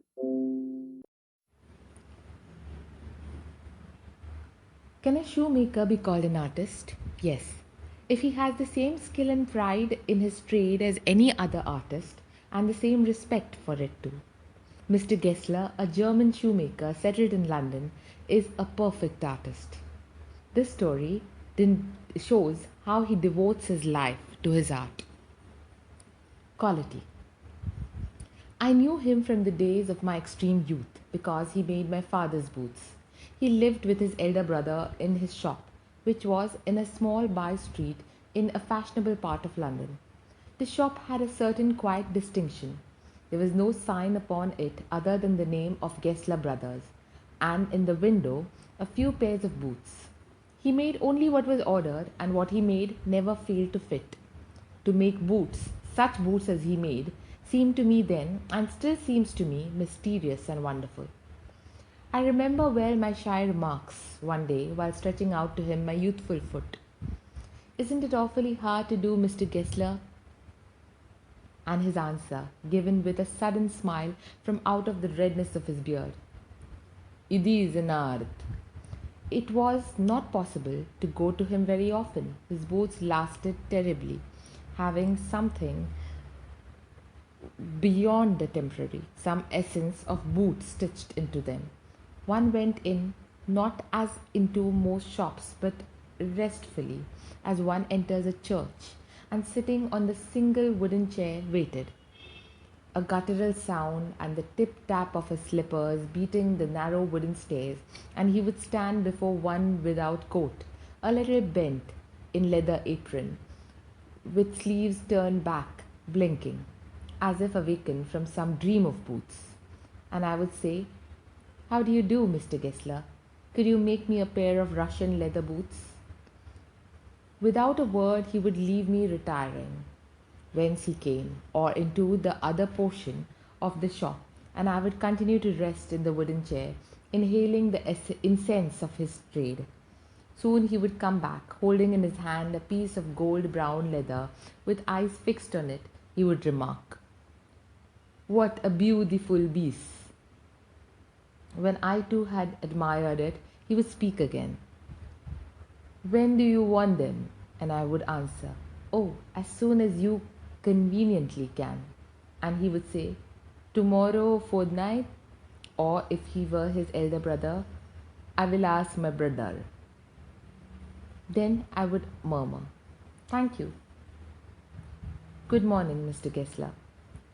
"Good morning," he would reply, still looking at the leather in his hand, and as I moved to the door, I would hear the tip-tap of his slippers going up the stairs to his dream of boots.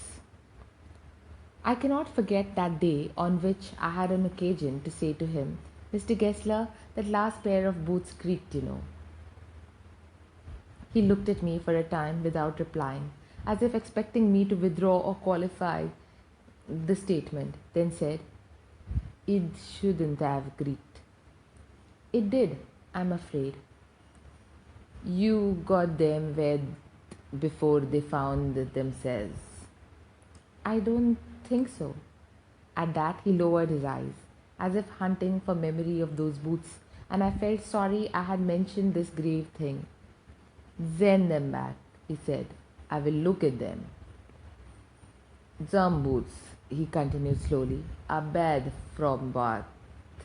If I can do nothing with them, I take them off your bill. Once, once only, I went absent-mindedly into his shop in a pair of boots bought in an emergency at some large firm. He took my order without showing me any leather, and I could feel his eyes penetrating the inferior covering of my foot. At last he said, "Those are not my boots."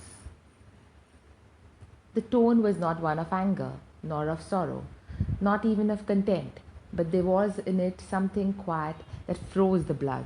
He put his hand down and pressed a finger on the place where the left boot was not quite comfortable. "Either you there," he said. "Those big worms are no self-respect." And then, as if something had given way within him, he spoke long and bitterly. It was the only time I ever heard him discuss the conditions and hardships of his trade. "They get it all," he said. "They get it by advertisement, not by work. They take it away from us who loaf our boots. It comes to this. Presently I have no work. Every year it gets less, you will see." And looking at his lined face, I saw things I had never noticed before, bitter things and bitter struggle, and what a lot of grey hairs there seemed suddenly in his red beard. As best I could, I explained the circumstances of those ill-omened boots, but his face and voice made so deep an impression that during the next few minutes I ordered many pairs. They had lasted longer than ever, and I was not able to go to him for nearly 2 years. It was many months before my next visit to his shop. This time, it appeared to be his elder brother handling a piece of leather. "Well, Mr. Gessler," I said, "how are you?" He came close and peered at me. "I am very well," he said slowly, "but my elder brother is dead." And I saw that it was indeed himself, but how aged and vain, and never before had I heard him mention his brother. Much shocked, I murmured, "Oh, I'm sorry." "Yes," he answered, "he was a good man. He made a good boot, but he is dead." And he touched the top of his head, where the hair had suddenly gone as thin as it had been on that of his poor brother, to indicate, I suppose, the cause of his death. "Do you want any boots?" And he held up the leather in his hand. "It's a beautiful piece." I ordered several pairs. It was very long before they came, but they were better than ever. One simply could not wear them out, and soon after that I went abroad.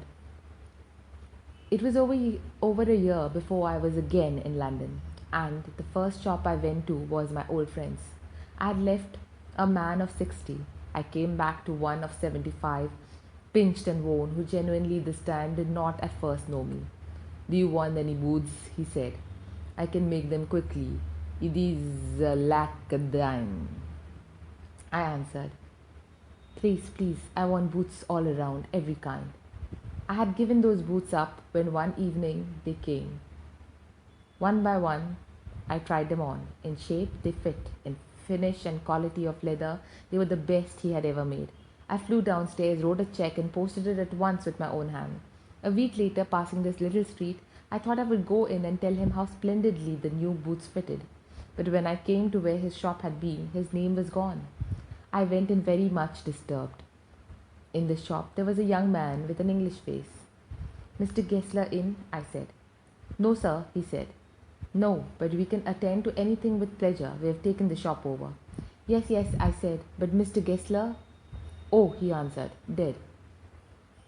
"Dead? But I only received these boots from him last Wednesday week." "Ah," he said, "poor old man starved himself. Slow starvation, the doctor called it. You see, he went to work in such a way, would keep the shop on, wouldn't have a soul touch his boots except himself. When he got an order, it took him such a time. People won't wait. He lost everybody. And there he'd sit going on and on. I will say that, for him, not a man in London made a better boot. But look at the competition. He never advertised. Would have the best leather too, and do it all himself. Well, there it is. What could you expect with his ideas? Uh, Starvation? That may be a bit flowery, as the saying is, but I know myself he was sitting over his boots day and night, to the very last, you see. I used to watch him, never gave himself time to eat, never had a penny in the house. All went in rent and leather. How he lived so long, I don't know. He regularly let his fire go out. He was a character, but he made good boots. Yes, I said, he made good boots. This story is written by John Galsworthy. So the story has come to an end. Now time for some questions. Working with the text. Answer the following questions. 1. What was the author's opinion about Mr. Giesler as a bootmaker? 2. Why did the author visit the shop so infrequently? 3. What was the effect on Mr. Giesler of the author's remark about a certain pair of boots? 4. What was Mr. Giesler's complaint about big firms? 5. Why did the author order so many pair of boots? Did he really need them? Working with language. 1. Study the following phrases and their meanings. Use them appropriately to complete the sentences that follow. Look after means take care of. Look down on means disapprove or regard as inferior. Look in or on someone means make a short visit. Look into means investigate. Look out means be careful. Look up means improve. Look up to means admire. Bit 1. After a very long spell of heat, the weather is dash at last. Bit 2. We have no right to dash people who do small jobs. Bit 3. Nitin has always dash his uncle who is a self-made man. Bit 4. The police are dash the matter thoroughly. Bit 5. If you want to go out, I will dash the children for you. Bit 6. I promise to dash on your brother when I visit Lucknow next. Bit 7. Dash when you are crossing the main road. 2. Read the following sets of words loudly and clearly. Caught, coat, cost, cost. Sorry. Let me tell you the spelling as well.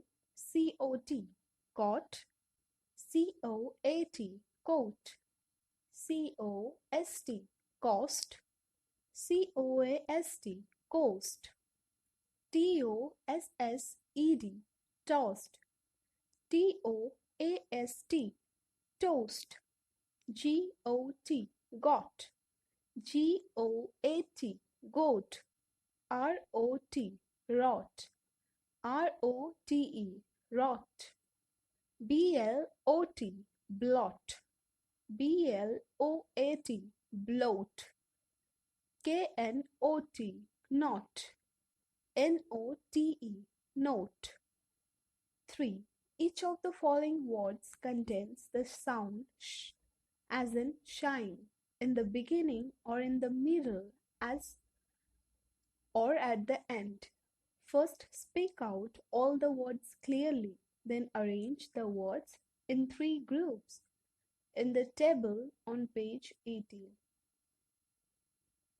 The words are sheep, anxious, portion, shoe, trash, shriek, ashes, pushing, marsh, shore, sure, polish, fashion, fish, nation, mustache. Three tables are initial, medial, final. 4. In each of the following words, ch represents the same consonant sound as in chair. The words on the left have the sound initially. Those on right have it finally. Speak each word clearly. The words on the left. Choose, choose. Child, child. Cheese, cheese. Chair, chair. Charming, charming. The words on the right are bench, bench. March, march. Peach, peach. Wretch, wretch. Research, research. Underline the letters representing this sound in each pair of the following words. Bit 1. Feature, feature. Bit 2. Archery, archery. Bit 3. Picture, picture. Bit 4. Reaching, reaching. Bit 5. Nature, nature. Bit 6. Matches, matches. Bit 7. Riches, riches. Bit 8. Batch, batch. Bit 9. Church, church. Speaking. 1. Do you think Mr. Gisler was a failure as a bootmaker or as a competitive businessman? 2. What is the significance of the title? To whom or to what does it refer? 3. Bit 1. Notice the way Mr. Gisler speaks English. His English is influenced by his mother tongue. He speaks English with an accent. Bit 2. When Mr. Gisler speaks, PTK sound like BDG. Can you say these words as Mr. Gisler would say them? It comes and never stops. Does it bother me? Not at all. Ask my brother, please. 4.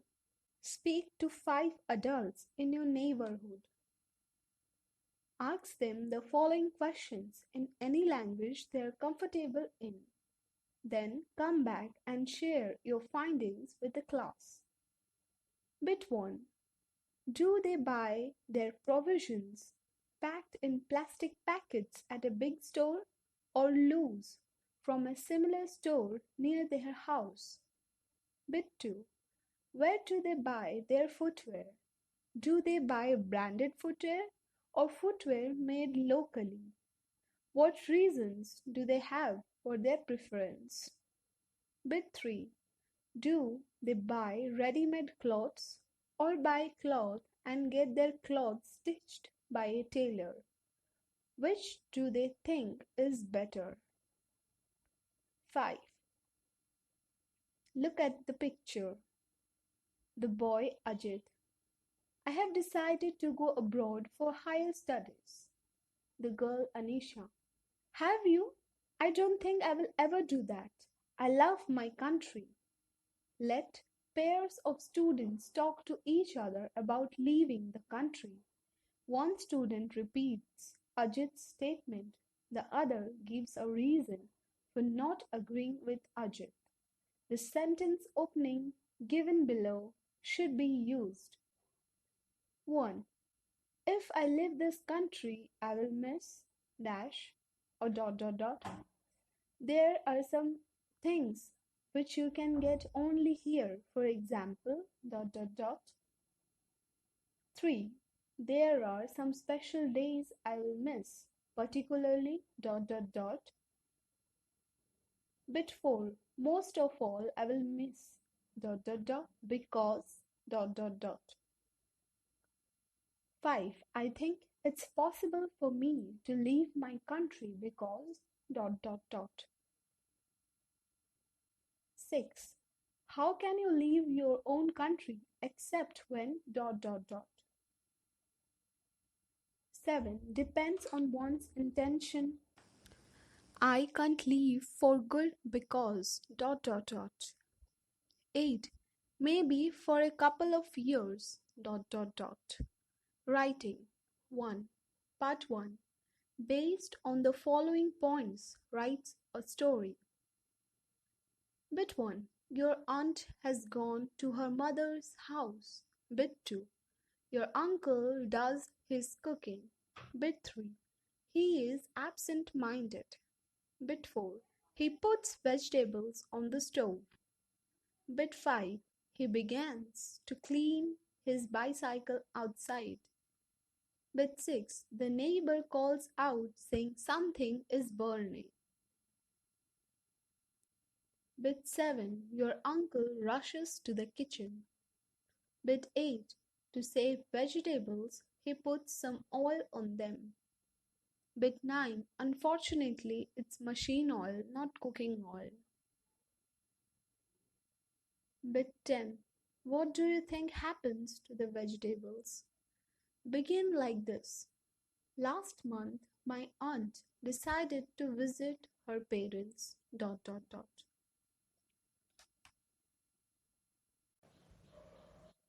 Unit 5. Trees.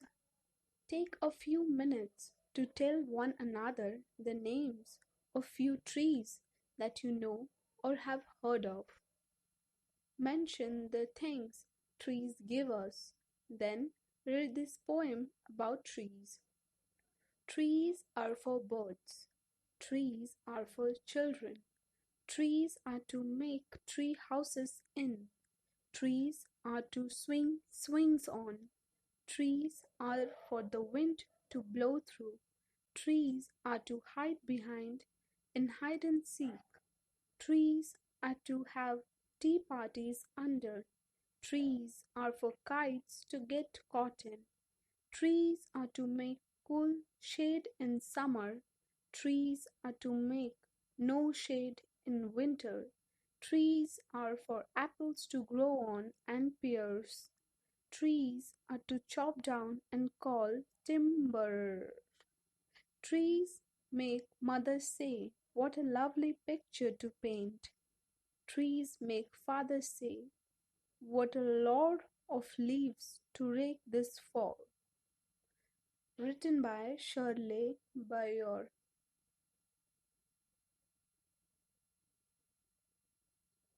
So the poem has come to an end. Now time for some questions. Working with the poem. 1. What are the games or human activities which use trees or in which trees also participate? Question 2. Bit 1. Trees are to make no shade in winter. What does this mean? Contrast this line with the line immediately before it. Bit 2.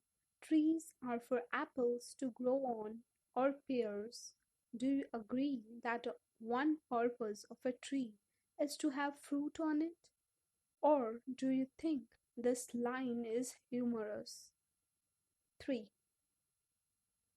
With the help of your partner, try to rewrite some lines in the poem or add new ones of your own, as in the following examples. Trees are for birds to build nests in. Trees are for people to sit under. Now try to compose a similar poem about water or air. What are mangrove forests? Mangrove is the name commonly used for varieties of shrubs or trees growing in the muddy swamps of tropical coasts and estuaries. Mangroves produce tangled roots that grow above the ground. They produce new trunks and thus rapidly form a dense growth. Mangrove timber is impervious to water and is resistant to marine worms. Nishad, a boy of 7, also called 7 because his name means the seventh note on the musical scale, and his 10-year-old sister Maya are very curious about one Mr. Nath. Then one day, the children's marble rolls into Mr. Nath's room, and Nishad gets a chance to see him. Is he a crook on the run? Why is his face badly scarred? Why has he no friends? Nishad's mother, a doctor, knows Mr. Nath as a patient who is very polite. Expert detectives. As we walked back towards the clinic, Seven said, "He doesn't look anything like a monster, Maya. But did you see how thin he is? Maybe he's very poor and can't afford to eat." "He can't be poor if he's a crook on the run," I told him. "He's probably got millions of rupees stashed away somewhere in that room." "Do you really think he's a criminal, Maya?" "He doesn't look like one." Nishad looked doubtful. "Of course he's one, Seven," I said. "And he certainly isn't starving. Mr. Mehta told us that Ramesh brings his meals up from the restaurant downstairs." "But Maya, Mr. Mehta told us he doesn't work anywhere. So how can he possibly have money to pay for food?" Nishad said. "Exactly," I exclaimed. "He must have lots of money hidden somewhere, maybe in that trunk in his room. It's probably full of silver and gold and jewels and—" "What rubbish!" Nishad interrupted. "I know I'm right, stupid," I told him. "By the way, Seven, did you see his scars?" I couldn't. It was too dark. But I bet he got them during a shootout with the police or something. "Mummy told us quite clearly they were burn scars," Nishad said firmly. "Perhaps the police had to set his house on fire to force him out," I suggested. Seven looked unsure. On the Monday following Mama's birthday, Seven went alone with her to the clinic at Girgaon, as I was spending the evening with a school friend. When they returned, Nishad told me he had been to see Mr. Nath, and I felt most annoyed that I hadn't been there. Seven had been quite upset about Mr. Nath's gaunt appearance and was sure that he was starving. He told me that he had knocked loudly on Mr. Nath's door that evening and said, "Open the door quickly, Mr. Nath." The man had opened it and asked him, "Lost another marble?" He had obviously recognized my brother. "No," said Nishad. He had taken the man's hand in his own and thrust a bar of chocolate into it. "Did you get a chance to peek into the trunk, Seven?" I asked. Nishad looked disappointed. "He didn't even ask me in," he said. Then he smiled. "But I did find out something, Maya. I went down to the restaurant where Ramesh works and talked to him." "Good for you, Mr. Detective," I said, patting him on the back. "I hope you questioned him properly." Seven looked pleased. "Ramesh told me that he takes 2 meals for Mr. Nath every morning and evening, and 2 cups of tea, one in the morning and one in the afternoon. Ramesh says he is not very particular about what he eats. It's always the same food, 2 chapatis, some dal and a vegetable. Mr. Nath pays cash and tips well."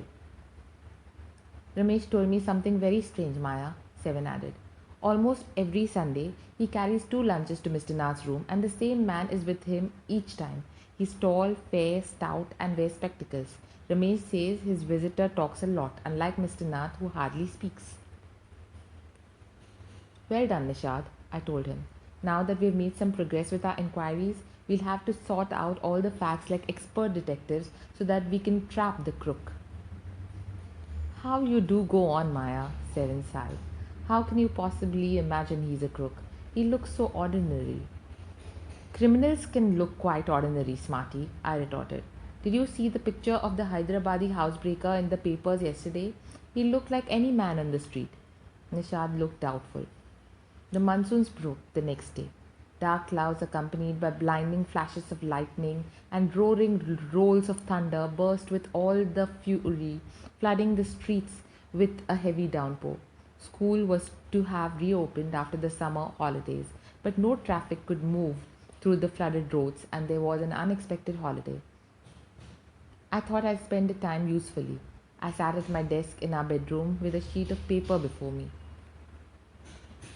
I wrote in large block letters, "Catching a Crook, Expert Detectives Nishad and Maya Pandit, by appointment to the whole world." Then I began writing. About half an hour later, I turned towards Seven, who was lying on his tummy, chin cupped in his palms, reading comics. "Want to hear what I've written?" I asked. He looked up questioningly. "I've listed all the facts we know about Mr. Nath, which might help us to trap him," I said. "Want to hear?" Seven nodded. "Fact number 1," I read. "His name is Mr. Nath. We must discover his first name." "Do you think that's his real name, Maya?" Nishad asked. "Probably not," I said. "Most crooks have an alias." I added a big question mark after Nath. Fact number 2, I read on. "The tenants at Shankar House say he's mad, strange, and unfriendly." Number 3, "He doesn't talk to anyone and is mannerless." "But he did talk to us, Maya. And Mama says he's very polite," Nishad interrupted. "He only talked to us because he had to," I said. "And since he was under Mama's medical treatment, he had to be polite." Fact number 4, "He doesn't receive any letters."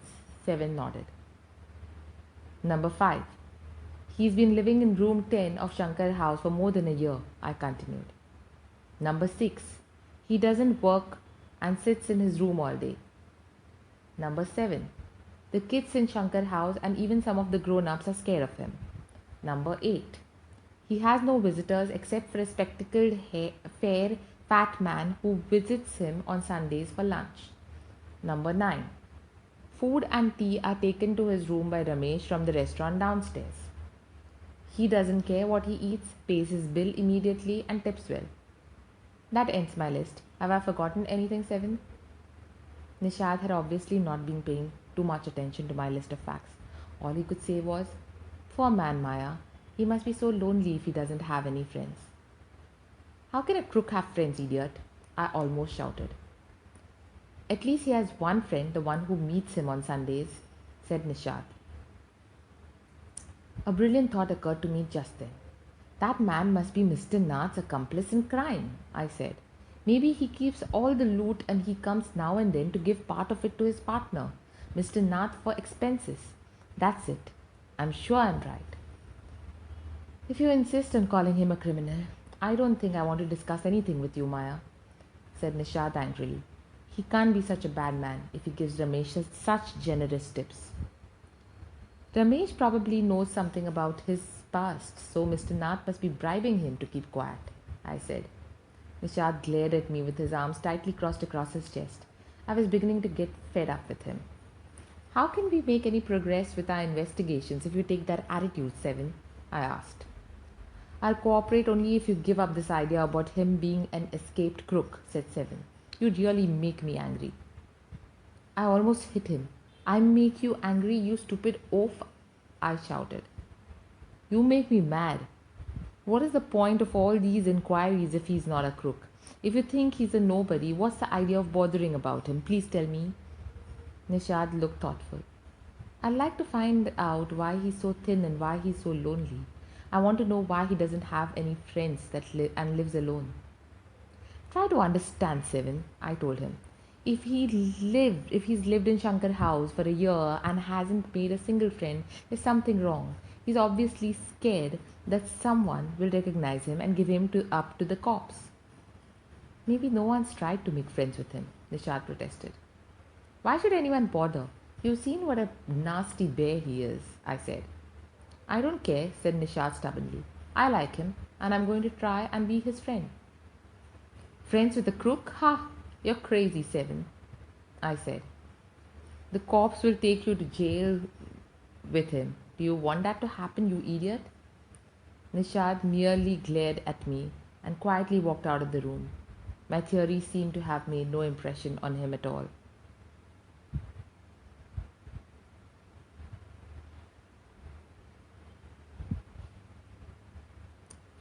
The story is written by Sharda Dwivedi and is taken from The Broken Flute.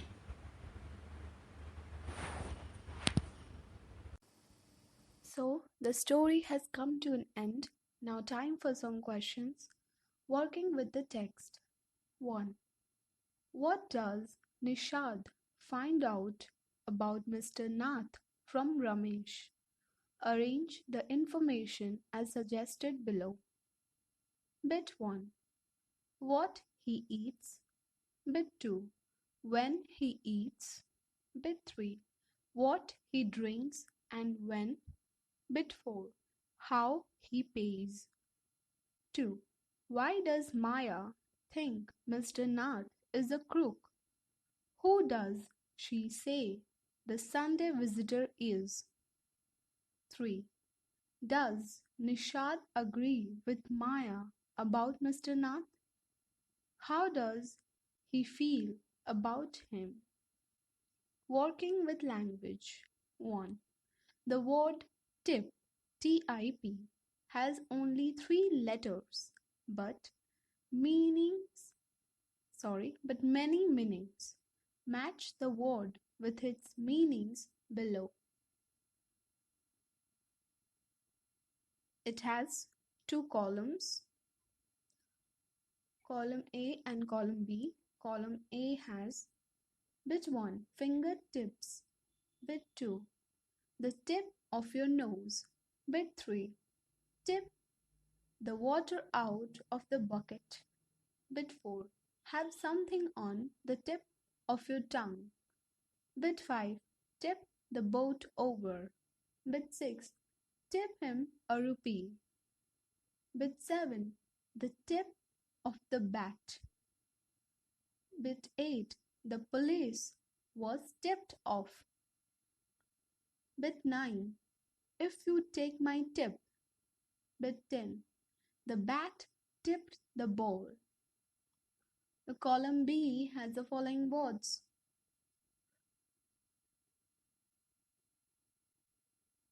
Bit 1, be about to say something. Bit 2, make the boat overturn. Bit 3, the end of one's finger. Bit 4, give a rupee to him to thank him. Bit 5, empty a bucket by tilting it. Bit 6, the pointed end of your nose. Bit 7, if you take this advice. Bit 8, the bat lightly touched the ball. Bit 9, the end of the bat. Bit 10, the police were told or warned.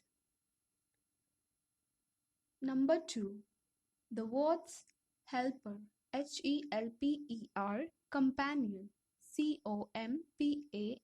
Companion, partner, Partner, and accomplish, Accompliche, have very similar meanings, but each word is typically used in certain phases. Can you fill in the blanks below with most commonly used words? A dictionary may help you. Bit 1, business, dash. Bit 2, my dash on the journey. Bit 3, I am mother's little dash. Bit 4, a faithful dash, such as a dog. Bit 5, the tips dash. Bit 6, find a good dash. Bit 7, tennis or golf or bridge dash. Bit 8, his dash in his criminal activities. 3. Now let us look at the uses of the word break, B-R-E-A-K. Match the word with its meanings below. Try to find at least 3 other ways in which to use the word. It has 2 columns, A and B. Column A has the phrases. Bit 1, the storm broke. Bit 2, daybreak. Bit 3, his voice is beginning to break. Bit 4, her voice broke and she cried. Bit 5, the heat wave broke. Bit 6, broke the bad news. Bit 7, break a strike. Bit 8, find your own expression.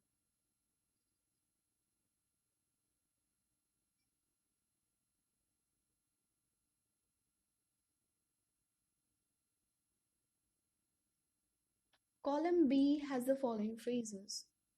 Bit 1. Could not speak or was too sad to speak. Bit 2. This kind of weather ending. Bit 3. It began or burst into activity. Bit 4. The beginning of daylight. Bit 5. Changing as he grows up. Bit 6. End it by making the workers submit. Bit 7. Gently told someone the bad news. Bit 8. Give its meaning here.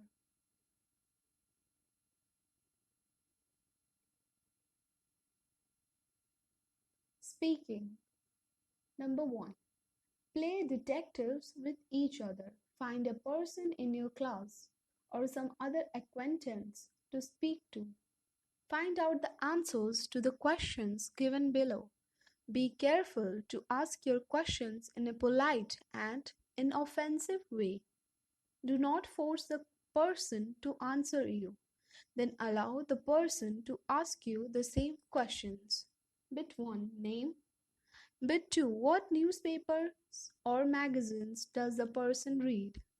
Bit 3. How long has the person lived at the current address? Bit 4.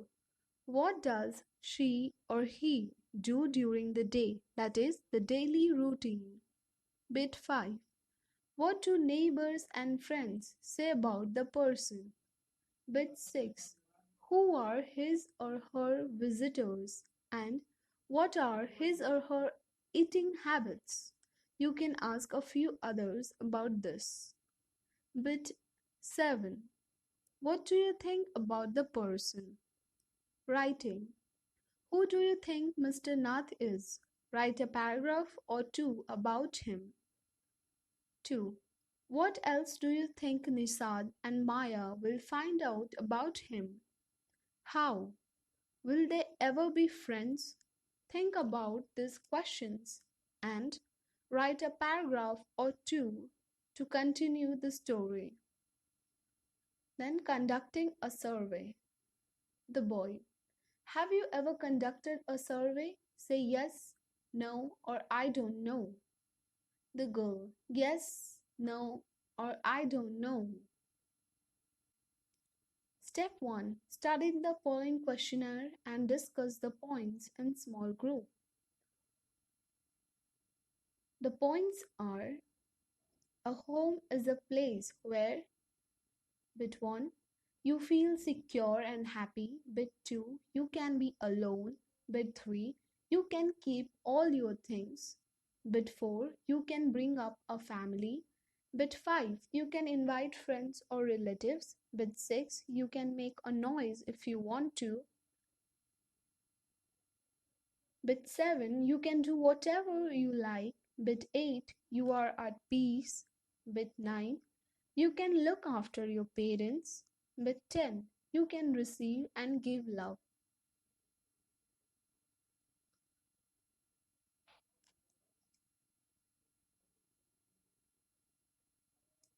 Step 2. Collect information. Contact people in the school or your locality and put these questions to them. Tick mark their answers in the relevant columns given as yes, no, don't know. Step 3. Analyze the results in the group by asking: Bit 1. How many people think that a home is a place where you feel secure and happy? Bit 2. How many people think that a home isn't a place where you feel secure and happy? Bit 3. How many people don't know about it? Step 4. Present a brief oral report on the result of your survey. Use phrases such as the following. Bit 1. Most people think that ... Bit 2. Few people think that ... Bit 3. Hardly anyone thinks that ... Bit 4. No one thinks that ...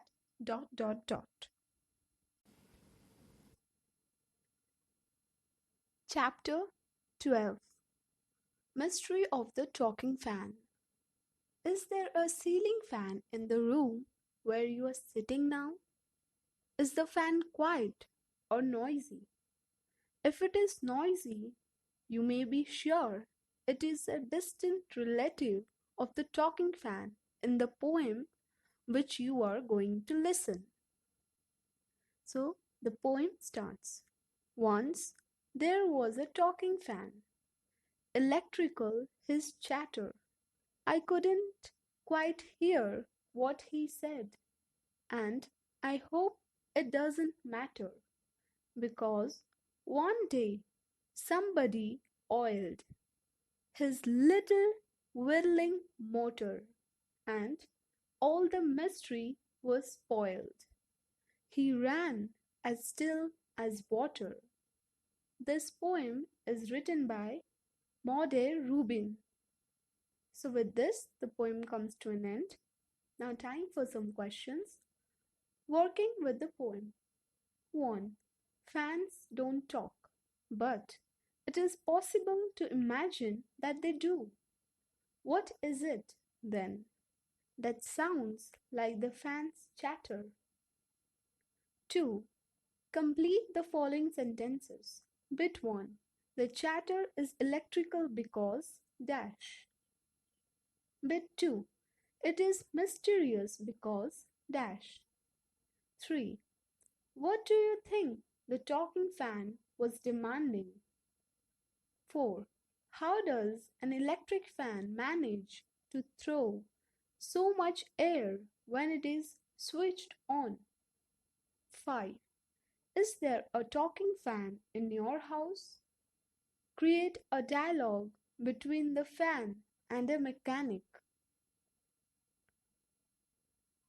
Silved, my friend, when you want to say a well-oiled bicycle and actually say a well-boiled icicle, you have spoken a spoonerism, changing round accidentally the initial sounds of two or more words when speaking.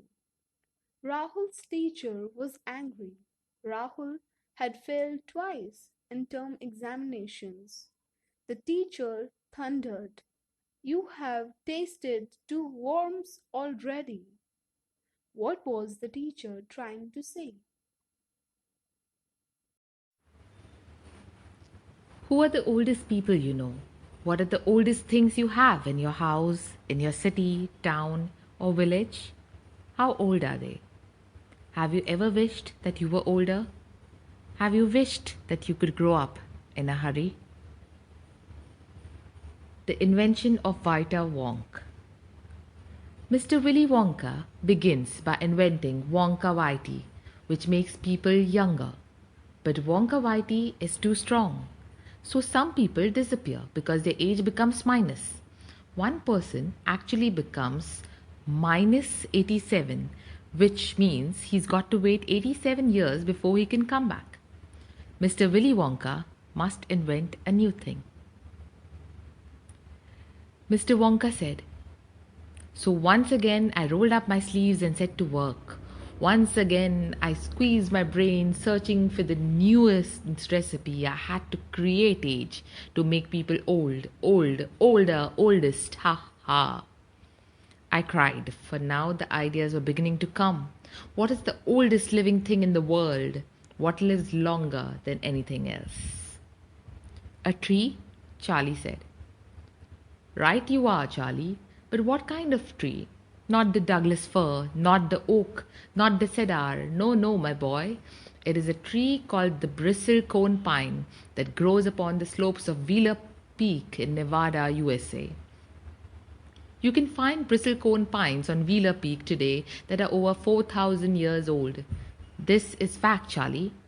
Ask any dendrochronologist you like, and look that word up in the dictionary when you get home, will you please?" So that started me off. I jumped into the great glass elevator and rushed all over the world collecting special items from the oldest living things. A pint of sap from a 4,000-year-old bristlecone pine, The toenail clippings from a 168-year-old Russian farmer called Petrovich Gregorovich, an egg laid by a 200-year-old tortoise belonging to the king of Tonga, the tail of a 51-year-old horse in Arabia, the whiskers of a 36-year-old cat called Crumpets, an old flea which had lived on crumpets for 36 years, the tail of a 207-year-old giant rat from Tibet, the black teeth of a 97-year-old grimalkin living in a cave on Mount Popocatépetl, the knuckle bones of a 700-year-old cataloo from Peru. All over the world, Charlie, Mr. Wonka went on, I tracked down very old and ancient animals and took an important little bit of something from each one of them. A hair or an eyebrow, or sometimes it was no more than an ounce or two of the jam scraped from between its toes while it was sleeping. I tracked down the whistle pig, the bobolink, the skyrock, the polyfrog, the giant curlicue, the stinging slug, and the venomous quirkle who can spit poison right into your eye from 50 yards away. But there's no time to tell you about them all now, Charlie. Let me just say that in the end, after lots of boiling and bubbling and mixing and testing in my inventing room, I produced one tiny cupful of oily black liquid and gave 4 drops of it to a brave 20-year-old Oompa Loompa volunteer to see what happened. What did happen? Charlie asked. It was fantastic, cried Mr. Wonka. The moment he swallowed it, he began wrinkling and shriveling up all over, and his hair started dropping off, and his teeth started falling out, and before I knew it, he had suddenly become an old fellow of 75. And thus, my dear Charlie, was Whiter Wonka invented. This is by Roald Dahl from Charlie and the Great Glass Elevator. So, with this, the story comes to an end. Now, time for some questions. Working with the text. 1. Bit 1. What trees does Mr. Wonka mention? Which tree does he say lives the longest? Bit 2. How long does this tree live? Where can you find it? 2. How many of the oldest living things can you remember from Mr. Wonka's list? Don't look back at the story. Do you think all these things really exist? Or are some of them purely imaginary? 3. Why does Mr. Wonka collect items from the oldest things? Do you think this is the right way to begin his invention? 4. What happens to the volunteer who swallows 4 drops of the new invention? What is the name of the invention? Working with language. 1. What do you call these insects in your language? Cockroach, mosquito, grasshopper, housefly, dragonfly, ant. How do these insects affect your health? Have a discussion in the class. 2. Fill in the blanks in the recipe given below with words from the box. The words are shred, cooker, times, tomatoes, half, onion, oil. Easy palak dal. Ingredients. Bit 1. 1 dash. Bit 2. 1 cup dal. Bit 3. 2 thin green chilies. Bit 4. Dash a teaspoon red chili powder. Bit 5. 8 small bunches of palak. Bit 6. 2 dash. Bit 7. Salt to taste. Wash and cut the vegetables. Dash the palak. Put everything in a pressure. Dash. Let the cooker whistle 3 dash. Then switch it off. Fry a few cumin seeds in dash and add the palak dal. 3. Speaking using do for emphasis. Charlie asks, "What did happen?" This is the way of asking the question, "What happened?" with emphasis. Given below are a few emphatic utterances. Say them to your partner. Let your partner repeat your utterance without the emphasis. Your partner may also add something to show she or he disagrees with you. For example, you, "I did study." Partner, "You studied? I don't believe you. Look at your marks." You, "I did go there." Partner, "You went there? Then dot dot dot." You, "I do play games." Partner dot dot dot. You, "He does read his books." Partner dot dot dot. You, "You do say the most unbelievable thing." Partner dot dot dot. You, "The earth does spin around." Partner dot dot dot. You, "We all do want you to come with us." Partner dot dot dot. You, "Who does know how to cook?" Partner dot dot dot. You, "I do believe that man is a thief." Partner dot dot dot. Writing. Number 1. Bit 1. Make a list of the trees Mr. Wonka mentions. Where do these trees grow? Try to find out from an encyclopedia. Write a short paragraph about 2 or 3 of these trees. Bit 2. Name some large trees commonly found in your area. Find out something about them. How old are they? Who planted them? Do birds eat their fruit?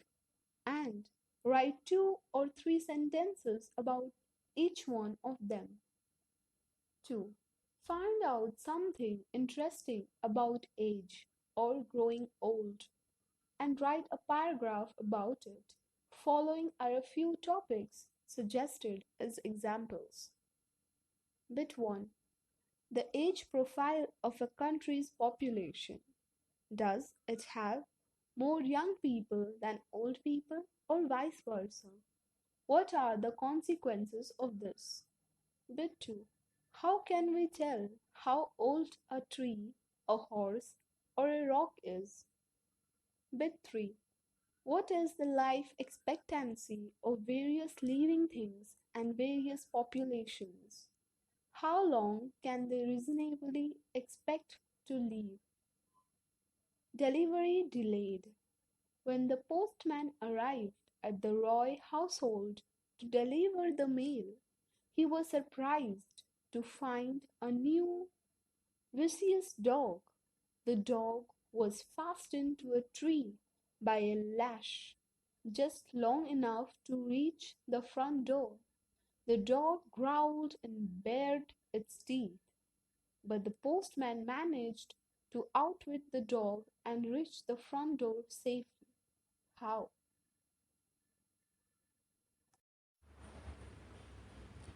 Dad and the cat and the tree. Have you ever seen a cat climbing a tree? Sometimes a cat may climb too high and get stuck in the tree. The poor thing can't come down without help. How would you help it? Surely not like Dad in the poem. Is Dad a good climber? What were his plans? Let's find out in the poem. Dad and the cat and the tree. This morning, a cat got stuck in our tree. Dad said, Right, just leave it to me. The tree was wobbly. The tree was tall. Mom said, for goodness sake, don't fall. Fall, scoffed Dad. A climber like me? Child's play this is. You wait and see. He got out the ladder from the garden shed. It slipped, he landed in the flower bed. Never mind, said Dad, brushing the dirt off his hair and his face and his trousers and his shirt. We'll try plan B, stand out of the way. Mum said, don't fall again, okay? Fall again, said Dad. Funny joke. Then he swung himself up on a branch, it broke. Dad landed wallop back on the deck. Mum said, stop it, you'll break your neck. Rubbish, said Dad. Now we'll try plan C.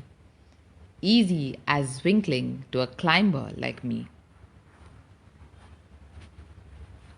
Then he climbed up high on the garden wall. Guess what? He didn't fall. He gave a great leap and he landed flat in the crook of the tree trunk right on the cat. The cat gave a yell and sprung to the ground, pleased as Punch to be safe and sound. So it's smiling and smirking, smug as can be. But poor old Dad's still stuck up the tree.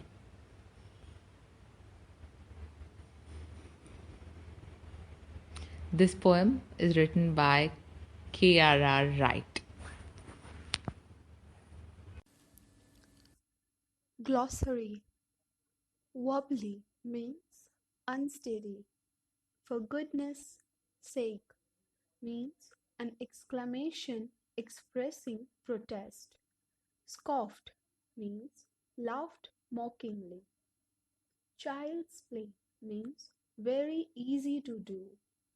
Landed wallop means fell heavily. Pleased as Punch means very pleased. Safe and sound means unhurt. So with this, the poem comes to an end. Now time for some questions. Working with the poem. 1. Why was Dad sure he wouldn't fall? 2. Which phrase in the poem expresses Dad's self-confidence best? 3. Describe Plan A and its consequences. 4. Plan C was a success. What went wrong then? 5. The cat was very happy to be on the ground. Pick out the phrase used to express this idea. 6. Describe the cat and Dad's situation in the beginning and at the end of the poem. 7. Why and when did Dad say each of the following? Bit 1. Fall. Bit 2. Never mind. Bit 3. Funny joke. Bit 4. Rubbish. 8. Do you find the poem humorous? Read aloud lines which make you laugh. So with this, the chapter comes to an end. Now time for some questions. Comprehension check. 1. Mark the correct answer in each of the following. Bit 1. Early man was frightened of A. Lightning and volcanoes. B. The damage caused by them. C. Fire. Bit 2. A. Fire is energy.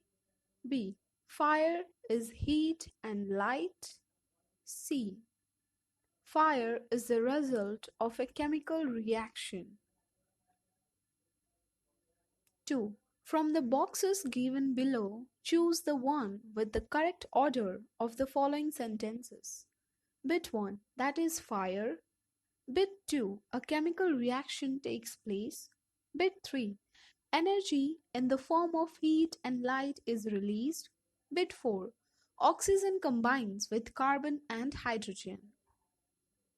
So the options for them are Bit 1, then 2, then 3, then 4, or bit 4, then 3, then 2, then 1, or bit 2, then bit 3, then bit 1, then bit 4, or bit 4, then bit 2, then bit 3, and lastly bit 1.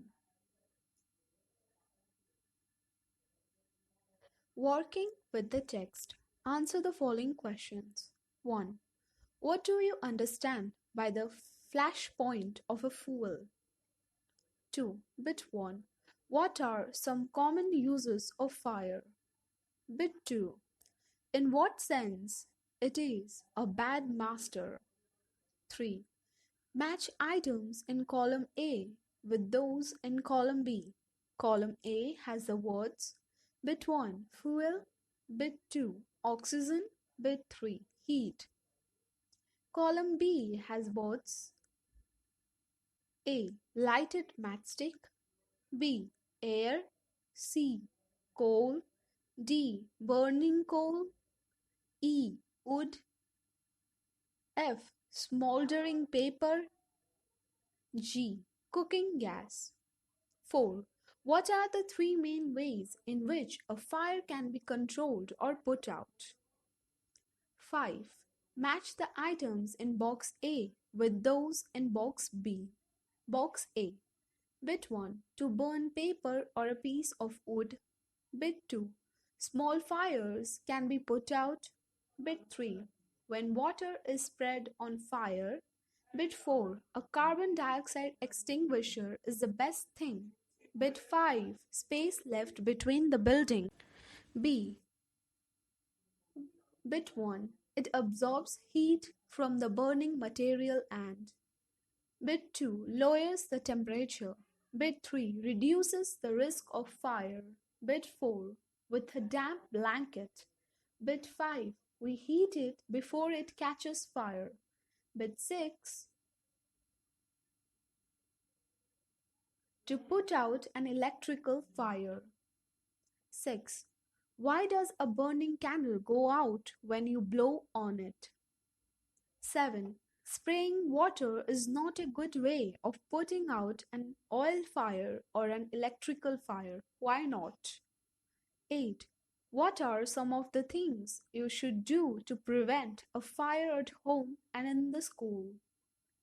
Working with language. 1. Read the following sentences. To burn a paper or a piece of wood, we heat it before it catches fire. We generally do it with a lighted match. Every fuel has a particular temperature at which it burns. The verbs in italics are in the simple present tense. When we use it, we are not thinking only about the present. We use it to say that something happens all the time or repeatedly, or that something is true in general. So the verbs in italics are heat, catches, has, and do, and burns. Find 10 examples of verb in the simple present tense in the text fire, friend and foe and write them down here. Do not include any passive verbs. 2. Fill in the blanks in the sentences below with words from the box. You may use a word more than once. The words are carbon, cause, fire, smother. Bit 1. Gandhi's life was devoted to the dash of justice and fair play. Bit 2. Have you insured your house against dash? Bit 3. Diamond is nothing but dash in its pure form.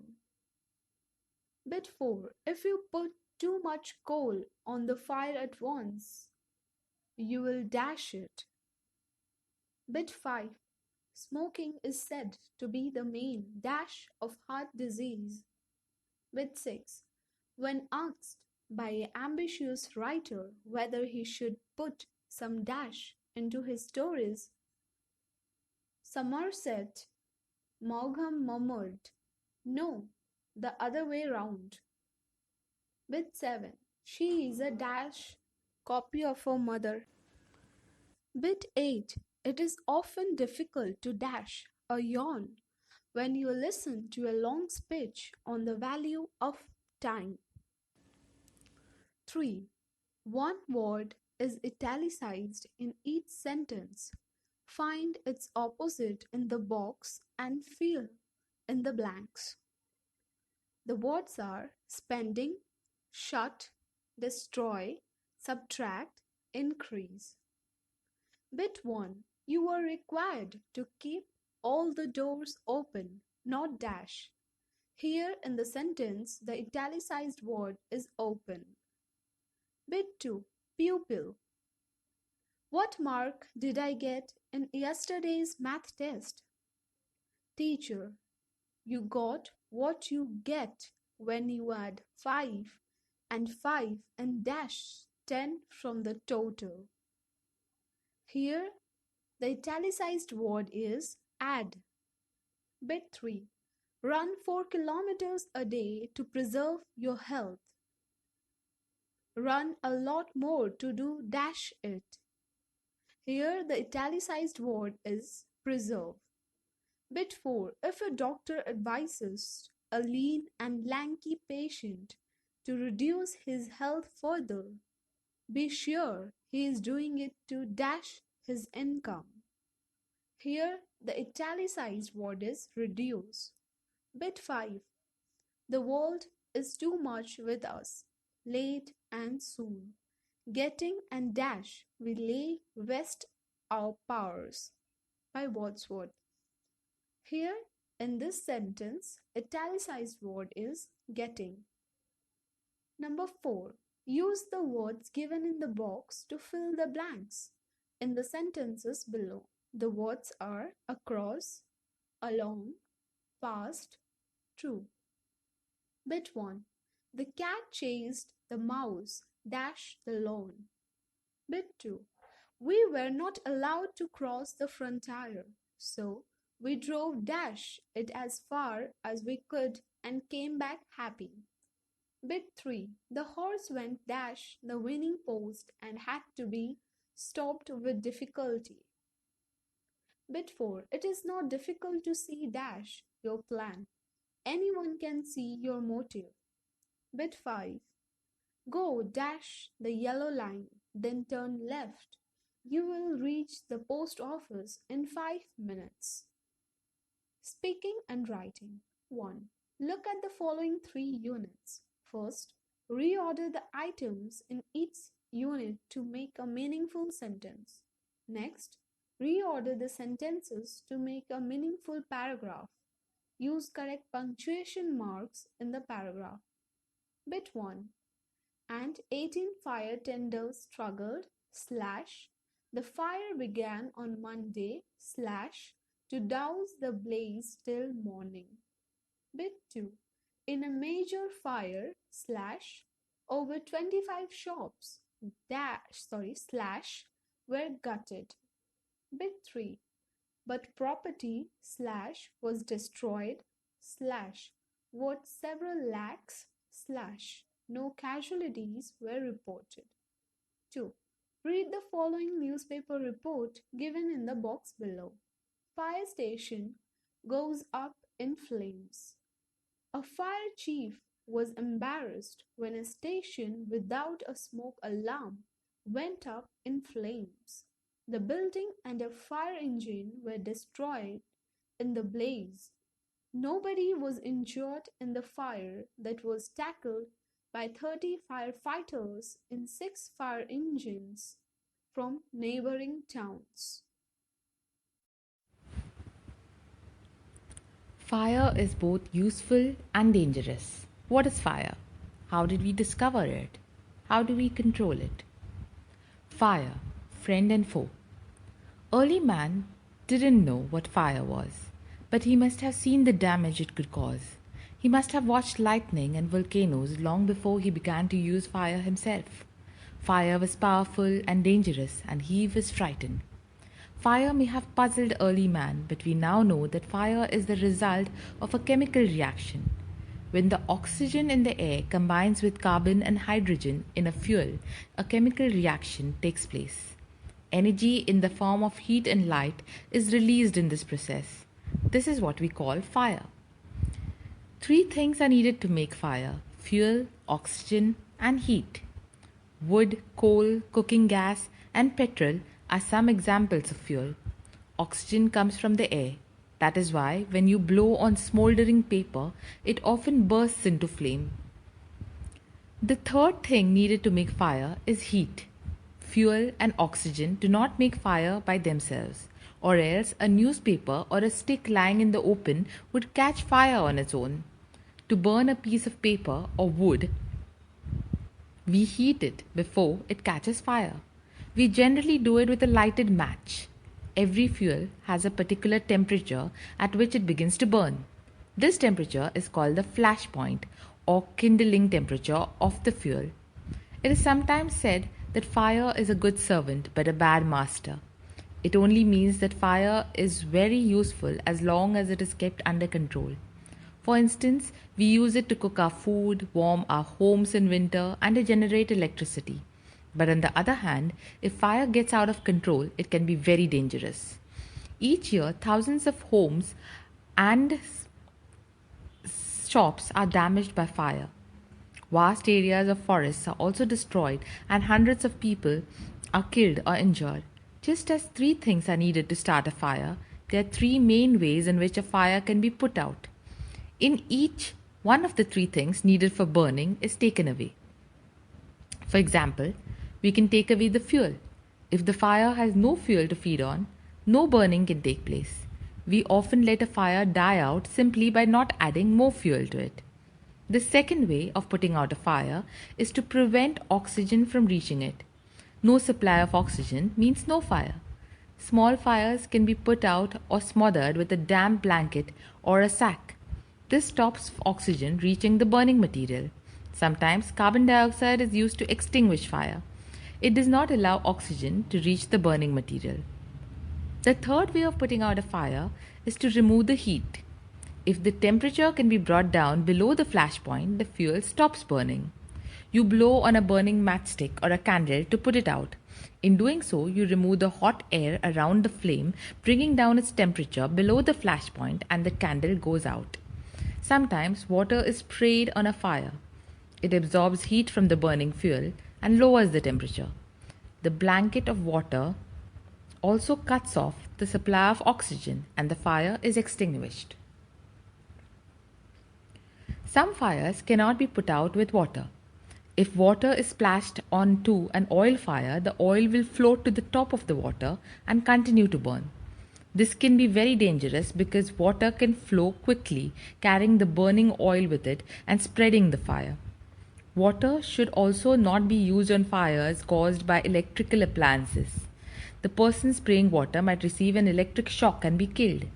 A carbon dioxide extinguisher is the best thing to fight an electrical fire. We spend millions of rupees each year in fighting fires, and we spend more trying to find new ways of preventing fires from happening and getting out of control. On the whole, we have learned rather well to control fire and put it to good use in our everyday life. Long ago, there were no firemen. When fire broke out, everybody became a firefighter. People formed human chains, they still do if required, and passed buckets of water from a well or a pond to the blaze. Now there are laws about building construction which ensure that space is left between buildings to reduce the fire risk. Every new building, especially a public place, must ensure observation of fire prevention norms. Bands of firefighting workers with special equipment known as fire brigades are there to put out fires. Firefighters are highly trained people. They possess many skills. They cut off electricity supply, knock down dangerous walls, spray water and other material to bring fire under control. They are also trained in first aid so that they can help people suffering from burns or from the effects of smoke. The discovery of fire and its uses helped early man to cope with nature better and gradually adopt a settled mode of life. Fire is still worshipped in many parts of the world. Fire is indeed a friend, but as we know, it can be a dangerous enemy once it gets out of control.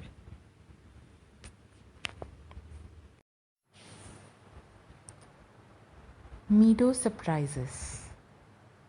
Walk across a green field, a park, or even under a clump of trees, and you will notice many wonderful things. What are some of the surprises a meadow has for someone with a keen eye and a sharp ear? Meadows have surprises. You can find them if you look. Walk softly through the velvet grass and listen by the brook. You may see a butterfly rest upon a buttercup and unfold its drinking straws to sip the nectar up. You may scare a rabbit who is sitting very still, though at first you may not see him. When he hops, you will. A dandelion whose fuzzy head was golden days ago has turned to airy parachutes that flutter when you blow. Explore the meadow houses, the burrows in the ground, a nest beneath tall grasses, the ant's amazing mound. Oh, meadows have surprises and many things to tell. You may discover these yourself if you look and listen well. This poem is written by Lois Brand Phillips. So, the poem has come to an end. Now, time for some questions. Working with the poem. 1. Read the lines in which the following phrases occur. Then, discuss with your partner the meaning of each phrase in its context. Bit 1. Velvet grass. Bit 2. Drinking straws. Bit 3. Meadow houses. Bit 4. Amazing mound. Bit 5. Fuzzy head. 2. Which line in the poem suggests that you need a keen eye and a sharp ear to enjoy a meadow?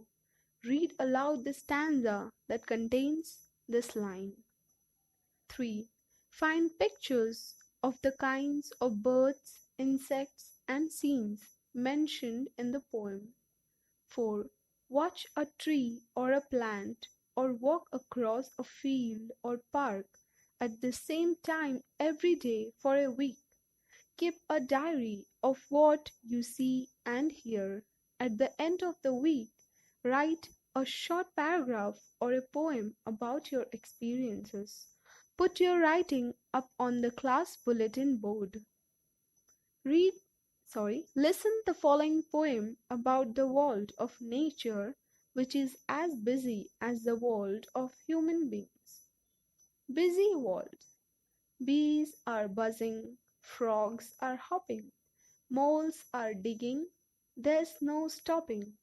Vines from climbing, grass from growing, birds from singing, winds from blowing, birds from blooming, bees are humming, sunbeams dancing, raindrops drumming. All the world is whirling, dizzy. Summertime is very busy. Written by Francis Gorman Reiser. Delivery delayed. Answer. The postman started moving round the trees in circles. The dog followed him, but as he did so, his leash got wrapped around the tree. The postman then safely walked up to the front door. This is the answer of the question asked in the previous chapter.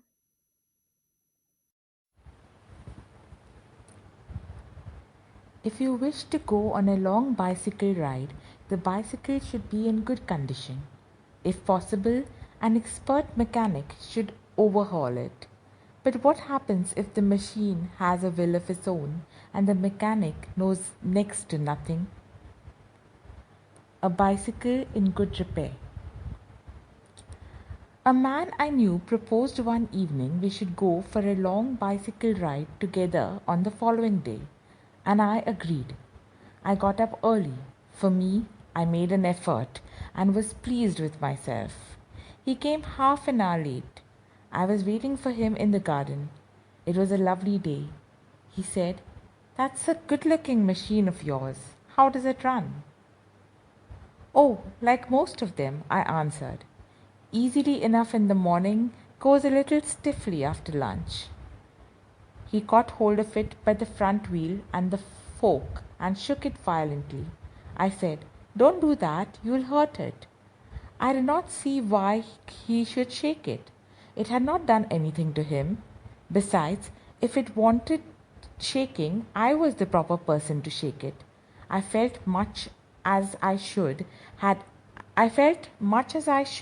had he started whacking my dog. He said, "This front wheel wobbles." I said, It doesn't if you don't wobble it." It didn't wobble. As a matter of fact, nothing worth calling a wobble. He said, "This is dangerous. Have you got a hammer?" I ought to have been firm, but I thought that perhaps he really did know something about the business. I went to the tool shed to see what I could find. When I came back, he was sitting on the ground with the front wheel between his legs. He was playing with it, twiddling it around between his fingers. The remnant of the machine was lying on the gravel path beside him. He said, "It looks to me as if the bearings were all wrong." I said, "Don't you trouble about it any more. You will make yourself tired. Let us put it back and get off." He said, "We may as well see what is the matter with it. Now it is out." He talked as though it had dropped out by accident. Before I could stop him, he had unscrewed something somewhere, and out rolled all over the path some dozen or so little balls. "Catch him!" he shouted. "Catch him! We mustn't lose any of them." He was quite excited about them. We growled round for half an hour and found 16. He said he hoped we had got them all, because if not, it would make a serious difference to the machine. I put them for safety in my hat. It was not a sensible thing to do, I admit. He then said that while he was about it, he would see to the chain for me, and at once began taking off the gear case. I did try to dissuade him from that. I told him what an experienced friend of mine once said to me solemnly: "If anything goes wrong with your gear case, sell the machine and buy a new one. It comes cheaper." He said, "People talk like that who understand nothing about machines. Nothing is easier than taking off a gear case." I had to confess he was right. In less than 5 minutes he had the gear case in 2 pieces, lying on the path, and was grovelling for screws. He said it was always a mystery to him the way screws disappeared. Common sense continued to whisper to me, "Stop him before he does any more mischief. You have a right to protect your own property from the ravages of a lunatic. Take him by the scruff of the neck and kick him out of the gate." But I am weak when it comes to hurting other people's feelings, and I let him muddle on. He gave up looking for the rest of the screws. He said screws had a knack of turning up when you least expected them, and that now he would see to the chain. He tightened it till it would not move. Next he loosened it until it was twice as loose as it was before. Then he said we had better think about getting the front wheel back into its place again. I held the fork open, and he worried with the wheel. At the end of 10 minutes, I suggested he should hold the fork and that I should handle the wheel, and we changed places. At length, we did get the thing into position, and the moment it was in position, he burst out laughing. I said, "What's the joke?" He said, "Well, I'm an ass." It was the first thing he had said that made me respect him. I asked him what had led him to the discovery. He said, "We've forgotten the balls." I looked for my hat. It was lying topsy-turvy in the middle of the path. He was of a cheerful disposition. He said, "Well, we must put back all we can find and trust to Providence." We found 11. We fixed 6 on one side and 5 on the other, and half an hour later the wheel was in its place again. It need hardly be added that it really did wobble now. A child might have noticed it. He said it would do for the present. I said, "Watching you do this is of real use to me. It is not only your skill that fascinates me, it is your cheery confidence in yourself, your inexplicable hopefulness that does me good." Thus encouraged, he set to work to refix the gear case. He stood the bicycle against the house and worked from the off side. Then he stood it against a tree and worked from the on side. Then I held it for him while he lay on the ground with his head between the wheels and worked at it from below and dropped oil upon himself. Then he took it away from me and doubled himself across it till he lost his balance and slid over onto his head. Then he lost his temper and tried bullying the thing. The bicycle, I was glad to see, showed spirit, and the subsequent proceedings degenerated into little else than a rough and tumble fight between him and the machine. One moment the bicycle would be on the gravel path and he on top of it.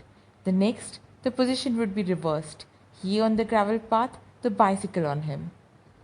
Now he would be standing flushed with victory, the bicycle firmly fixed between his legs. But his triumph would be short lived.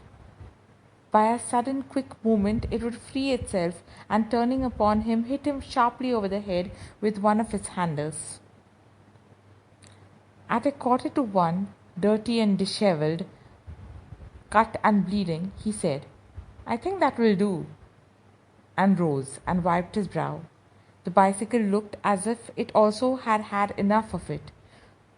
Which had received most punishment, it would have been difficult to say. I took him into the back kitchen, where, so far as was possible, he cleaned himself. Then I sent him home. This is written by Jeremy K. Jeremy.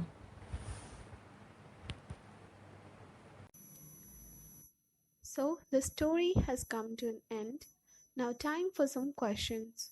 Comprehension check. 1. I got up early for me. It implies that bit 1. He was an early riser. Bit 2. He was a late riser. Bit 3. He got up late that morning. Mark the correct answer. 2. The bicycle goes easily enough in the morning and a little stiffy after lunch. The remark is bit 1 humorous, bit 2 inaccurate, bit 3 sarcastic, bit 4 enjoyable, bit 5 meaningless. Mark your choices. 3. The friend shook the bicycle violently. Find 2 or 3 sentences in the text which express the author's disapproval of it. 4. If not, it would make a serious difference to the machine. What does it refer to? Working with the text. Answer the following questions. 1. Did the front wheel really wobble? What is your opinion? Give a reason for your answer. 2. In what condition did the author find the bicycle when he returned from the tool shed? 3. Nothing is easier than taking off the gear case. Comment on or continue this sentence in the light of what actually happens. 4. What special treatment did the chain receive? 5. The friend has 2 qualities. He knows what he is doing and is absolutely sure it is good. Find the 2 phrases in the text which mean the same. 6. Describe the fight between the man and the machine. Find the relevant sentences in the text and write them. Working with language. Part 1. Read the following sentences. Bit 1. We should go for a long bicycle ride. Bit 2. I ought to have been firm. Bit 3. I mustn't lose any of them. Bit 4. I suggested that he should hold the fork and that I should handle the wheel. The words in italics are modal auxiliaries. Modal auxiliaries are used with verbs to express notions such as possibility, permission, willingness, obligation, necessity, etc. Should, must, and ought to generally express moral obligation, necessity, and desirability.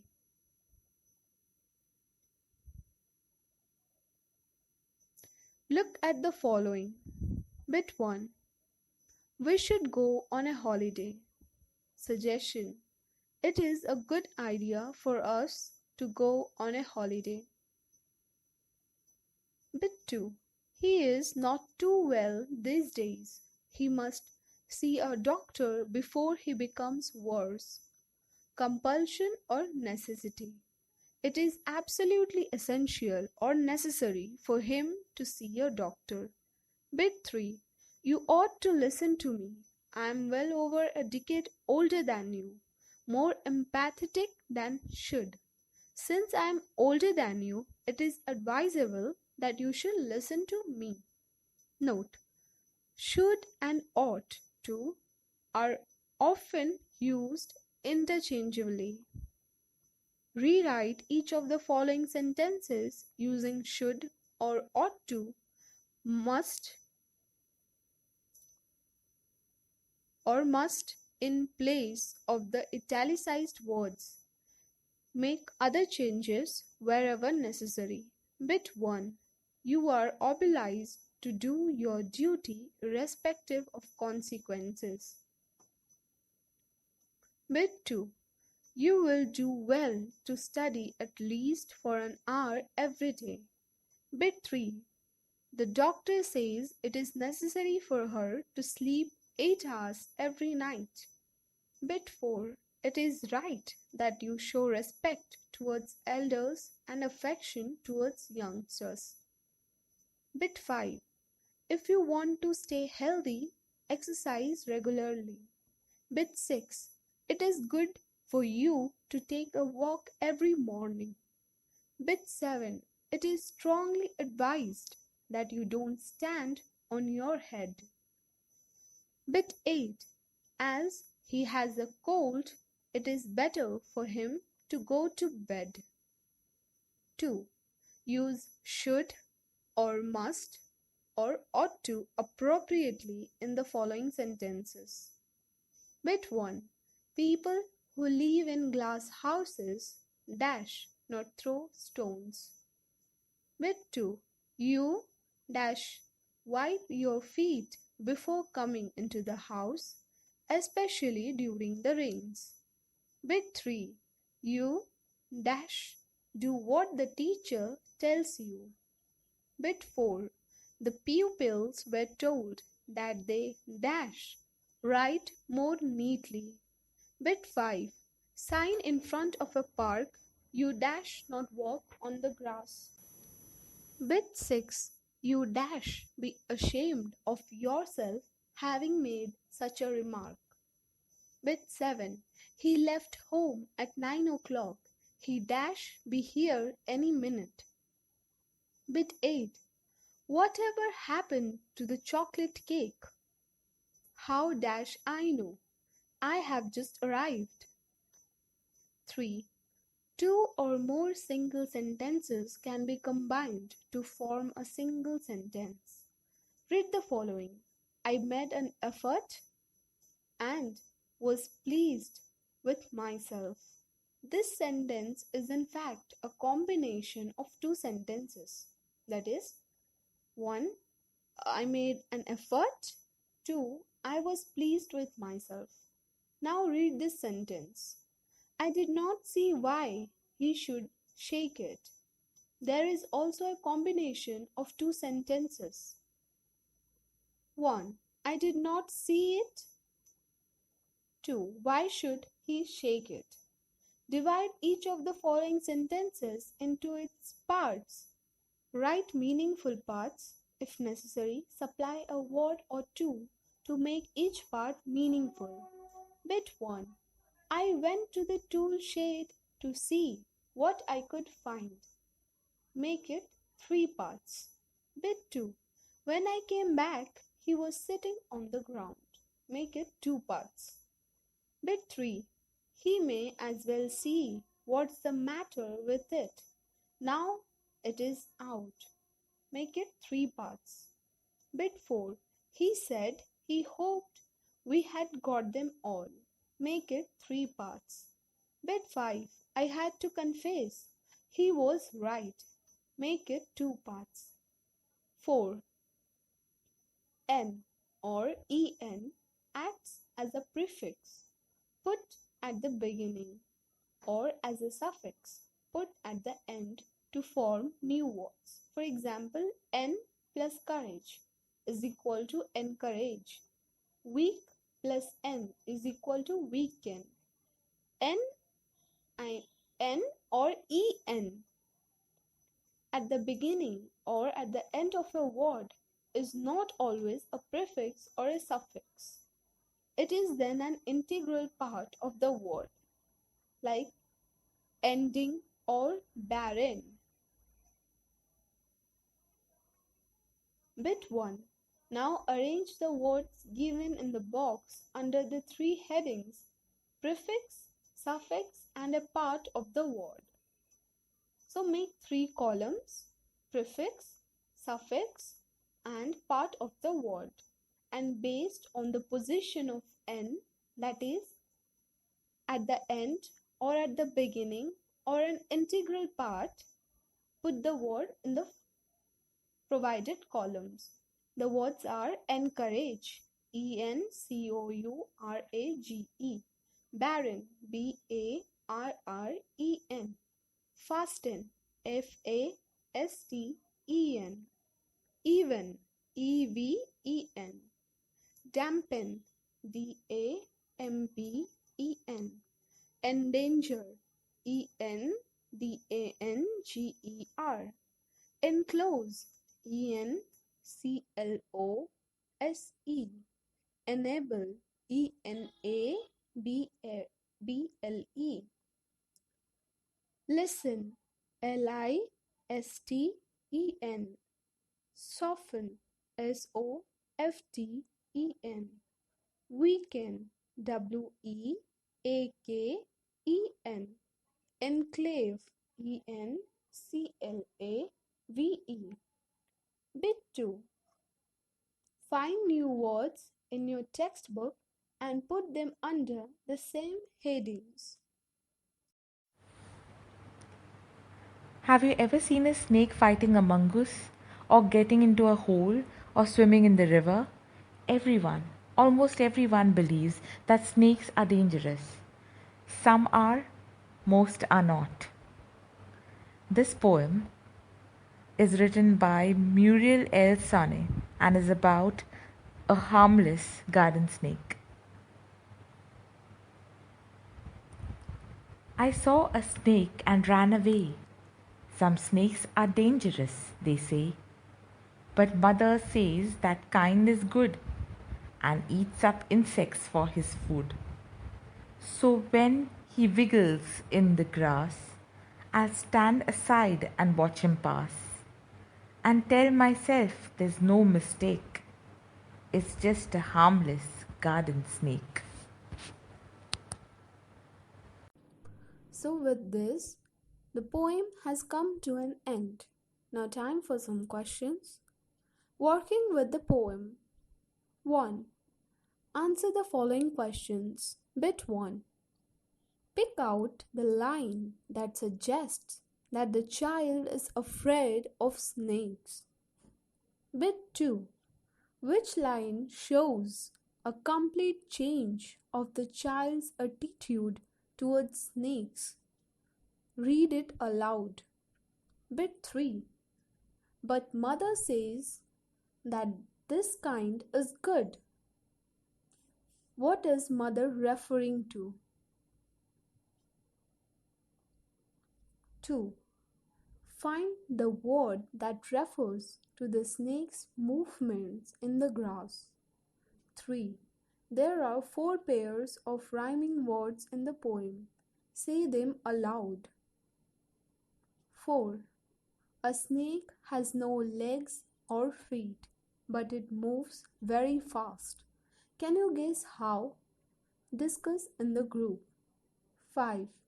Can you recall the word used for a cobra's long sharp teeth? Where did you come across this word first? Sport is an integral part of a healthy life. It is one way in which we amuse ourselves, compete with each other, and stay fit. Among the various sports such as hockey, football, and tennis, cricket appears to be the most appealing national entertainment today. How much do we really know about the game called cricket? The story of cricket. Cricket grew out of the many stick and ball games played in England 500 years ago. The word bat is an Old English word that simply means stick or club. By the 17th century, cricket had evolved enough to be recognizable as a distinct game. Till the middle of the 18th century, bats were roughly the same shape as hockey sticks, curving outwards at the bottom. There was a simple reason for this. The ball was bowled underarm along the ground, and the curve at the end of the bat gave the batsman the best chance of making contact. One of the peculiarities of cricket is that a test match can go on for 5 days and still end in a draw. No other modern team sport takes even half as much time to complete. A football match is generally over in an hour and a half. Even baseball completes 9 innings in less than half the time that it takes to play a limited overs match, the shortened version of modern cricket. Another curious characteristic of cricket is that the length of the pitch is specified, 22 yards, but the size or shape of the ground is not. Most other team sports such as hockey and football lay down the dimensions of the playing area. Cricket does not. Grounds can be oval like the Adelaide Oval or nearly circular like Chepauk in Chennai. A 6 at the Melbourne cricket ground needs to clear much more ground than it does at Firozshah Kotla in Delhi. There is a historical reason behind both these oddities. Cricket was the earliest modern team sport to be codified. The first written laws of cricket were drawn up in 1744. They stated the principals shall choose from amongst the gentlemen present 2 umpires who shall absolutely decide all disputes. The stumps must be 22 inches high and the ball across them 6 inches. The ball must be between 5 and 6 ounces and the 2 sets of stumps 22 yards apart. The world's first cricket club was formed in Hambledon in the 1760s and the Marylebone Cricket Club (MCC) was founded in 1787. During the 1760s and 1770s, it became common to pitch the ball through the air rather than roll it along the ground. This change gave bowlers the options of length, deception through the air, plus increased pace. It also opened new possibilities for spin and swing. In response, batsmen had to master timing and shot selection. One immediate result was the replacement of the curved bat with the straight one.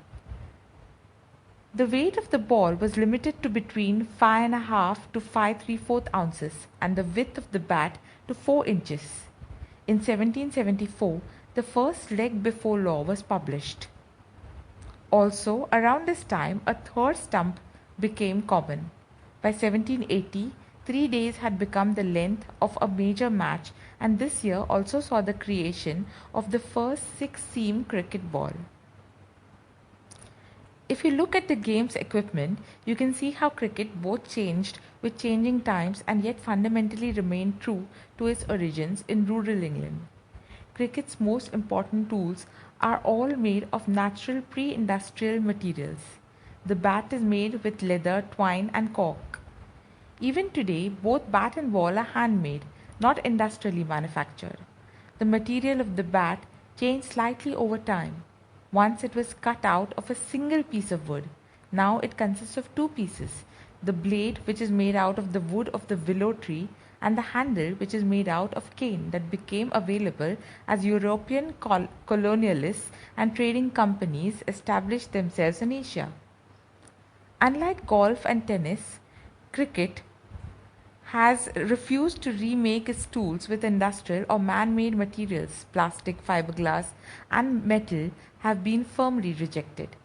But in the matter of protective equipment, cricket has been influenced by technological change. The invention of vulcanized rubber led to the introduction of pads in 1848 and protective gloves soon afterwards, and the modern game would be unimaginable without helmets made out of metal and synthetic lightweight materials. The origin of Indian cricket are to be found in Bombay, and the first Indian community to start playing the game was the small community of Zoroastrians, the Parsis. Brought into close contact with the British because of their interest in trade and the first Indian community to westernize, the Parsis founded the first Indian cricket club, the Oriental Cricket Club in Bombay, in 1848. Parsi clubs were funded and sponsored by Parsi businessmen like the Tatas and the Wadias.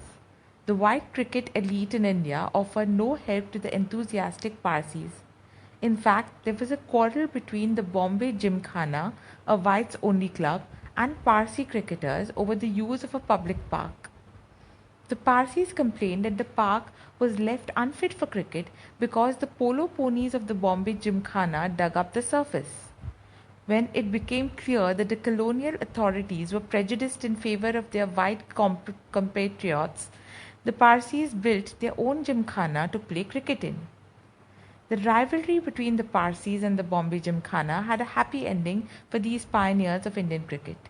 A Parsi team beat the Bombay Gymkhana at cricket in 1889, just 4 years after the foundation of the Indian National Congress in 1885, an organization that was lucky to have amongst its early leaders the great Parsi statesman and intellectual Dadabhai Naoroji. Modern cricket is dominated by tests and one-day internationals played between national teams. The players who become famous, who live on in the memories of cricket's public, are those who have played for their country. The players Indian fans remember even now are those who were fortunate enough to play Test cricket.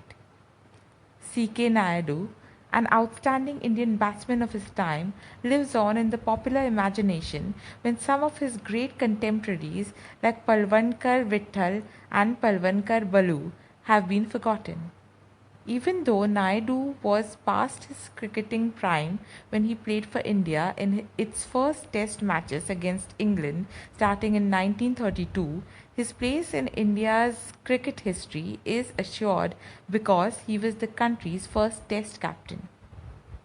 India entered the world of test cricket in 1932, a decade and a half before it became an independent nation. This was possible because Test cricket from its origins in 1877 was organized as a contest between different parts of the British Empire, not sovereign nations. The first Test was played between England and Australia when Australia was still a white settler colony. Similarly, the small countries of the Caribbean that together make up the West Indies team were British colonies till well after the Second World War. Television coverage changed cricket. It expanded the audience for the game by beaming cricket into small towns and villages. It also broadened cricket's social base.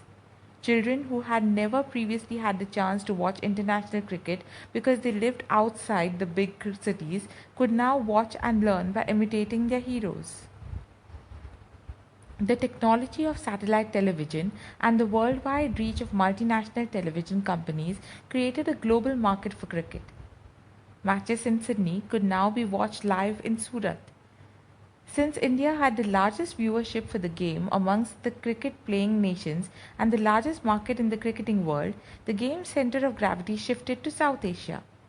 This shift was symbolized by the shifting of the ICC headquarters from London to tax-free Dubai. 150 years ago, the first Indian cricketers, the Parsis, had to struggle to find an open space to play in. Today, the global marketplace has made Indian players the best paid, most famous cricketers in the game, men for whom the world is a stage. This transformation was made up of many smaller changes. The replacement of the gentlemanly amateur by the paid professional, the triumph of the one day game as it overshadowed Test cricket in terms of popularity, and the remarkable changes in global commerce and technology. This is written by Ramchandra Guha.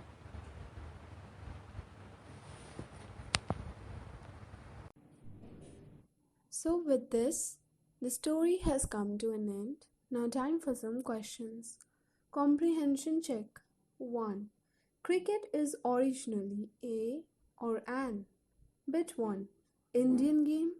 Bit 2. British game. Bit 3. International game.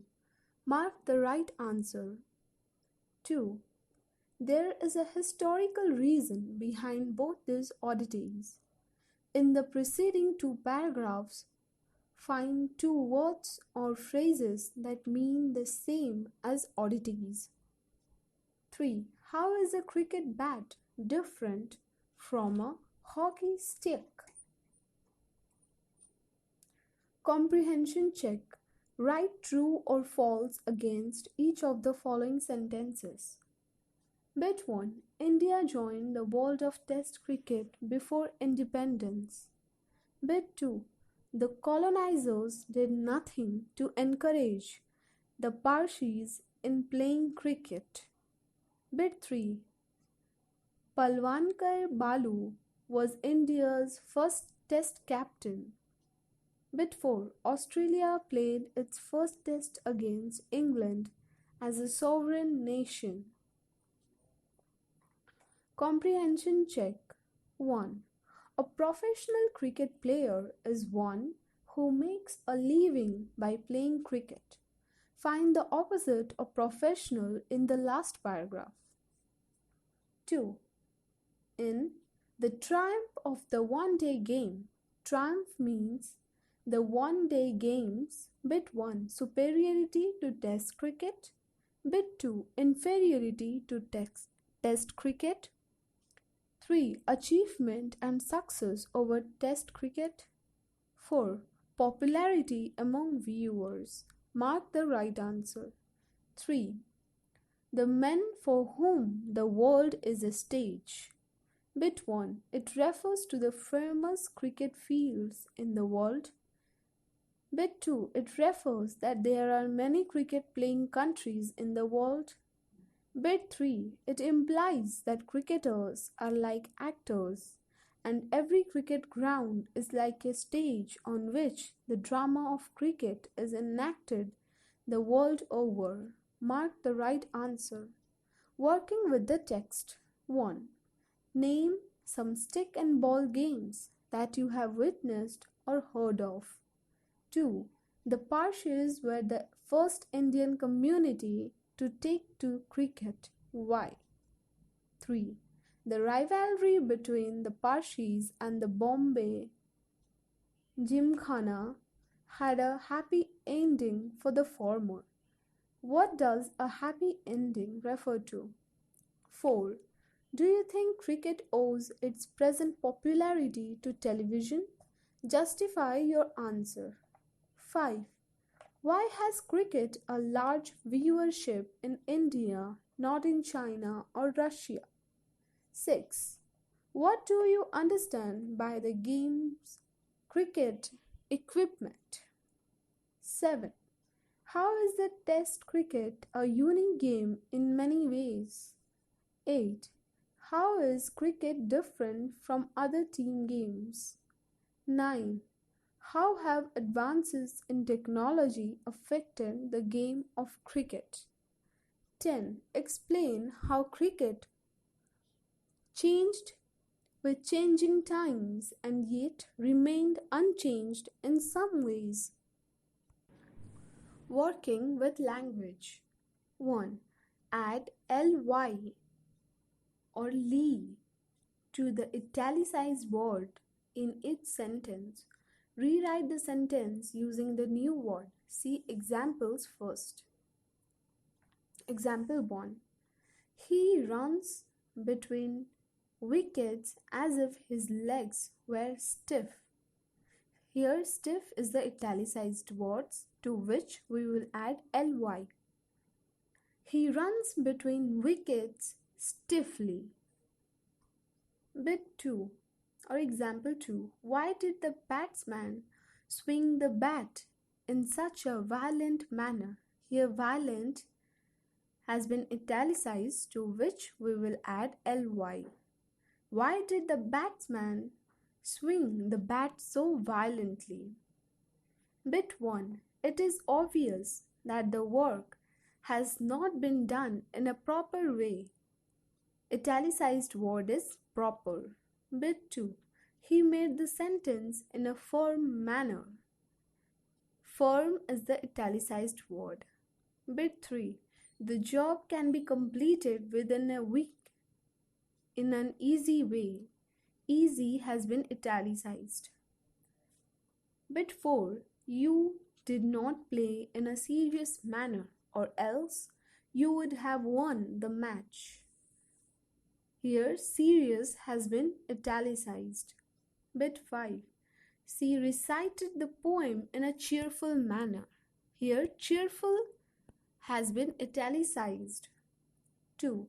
Use the following phrases appropriately in the place of the italicized words in the sentences as given below. The phrases are, as a matter of fact. 2. See to it. 3. We had better. 4. By accident. 5. As well. Bit 1. Actually, I didn't intend to come to your place. I reached here without planning. Without planning has been italicized. Bit 2. Sunil, there's a letter for you in today's post. There's one for me also. Also has been italicized. Bit 3. Everybody thought I had composed the poem. The truth is, my younger sister did it. Truth is has been italicized. Bit 4. The doctor told the patient to make sure that he took his pills on time. Here, make sure has been italicized. Bit 5. It will be better for us to plan our trip before setting out. Will be better for us has been italicized. Speaking and writing. 1. Complete each of the following words using GH, FF or F. Then say each word clearly after your teacher. Bit 1. E-ORT. Bit 2. ACT. Bit 3. CON-ESS. Bit 4. LAU-ING. Bit 5. ENOU-. Bit 6. HAL-. Bit 7. SCRU-. Bit 8. ROU-. Bit 9. STI-LY. Bit 10. DI-ERENCE. Bit 11. SA-ETY. Bit 12 dash LUSH. 2. Write 2 paragraphs describing a bus ride to watch a cricket match in a village. Use the following points. Add some of your own. Bit 1. 2-hour journey by bus. Bit 2. An old and crowded bus. Bit 3. Friendly passengers. Bit 4. Visit to a village fair where the match is to be played. Bit 5. The match between 2 village teams. Bit 6. Makeshift stumps, rough pitch, and a rubber ball. Bit 7. The match was enjoyable, but the trip was tiring.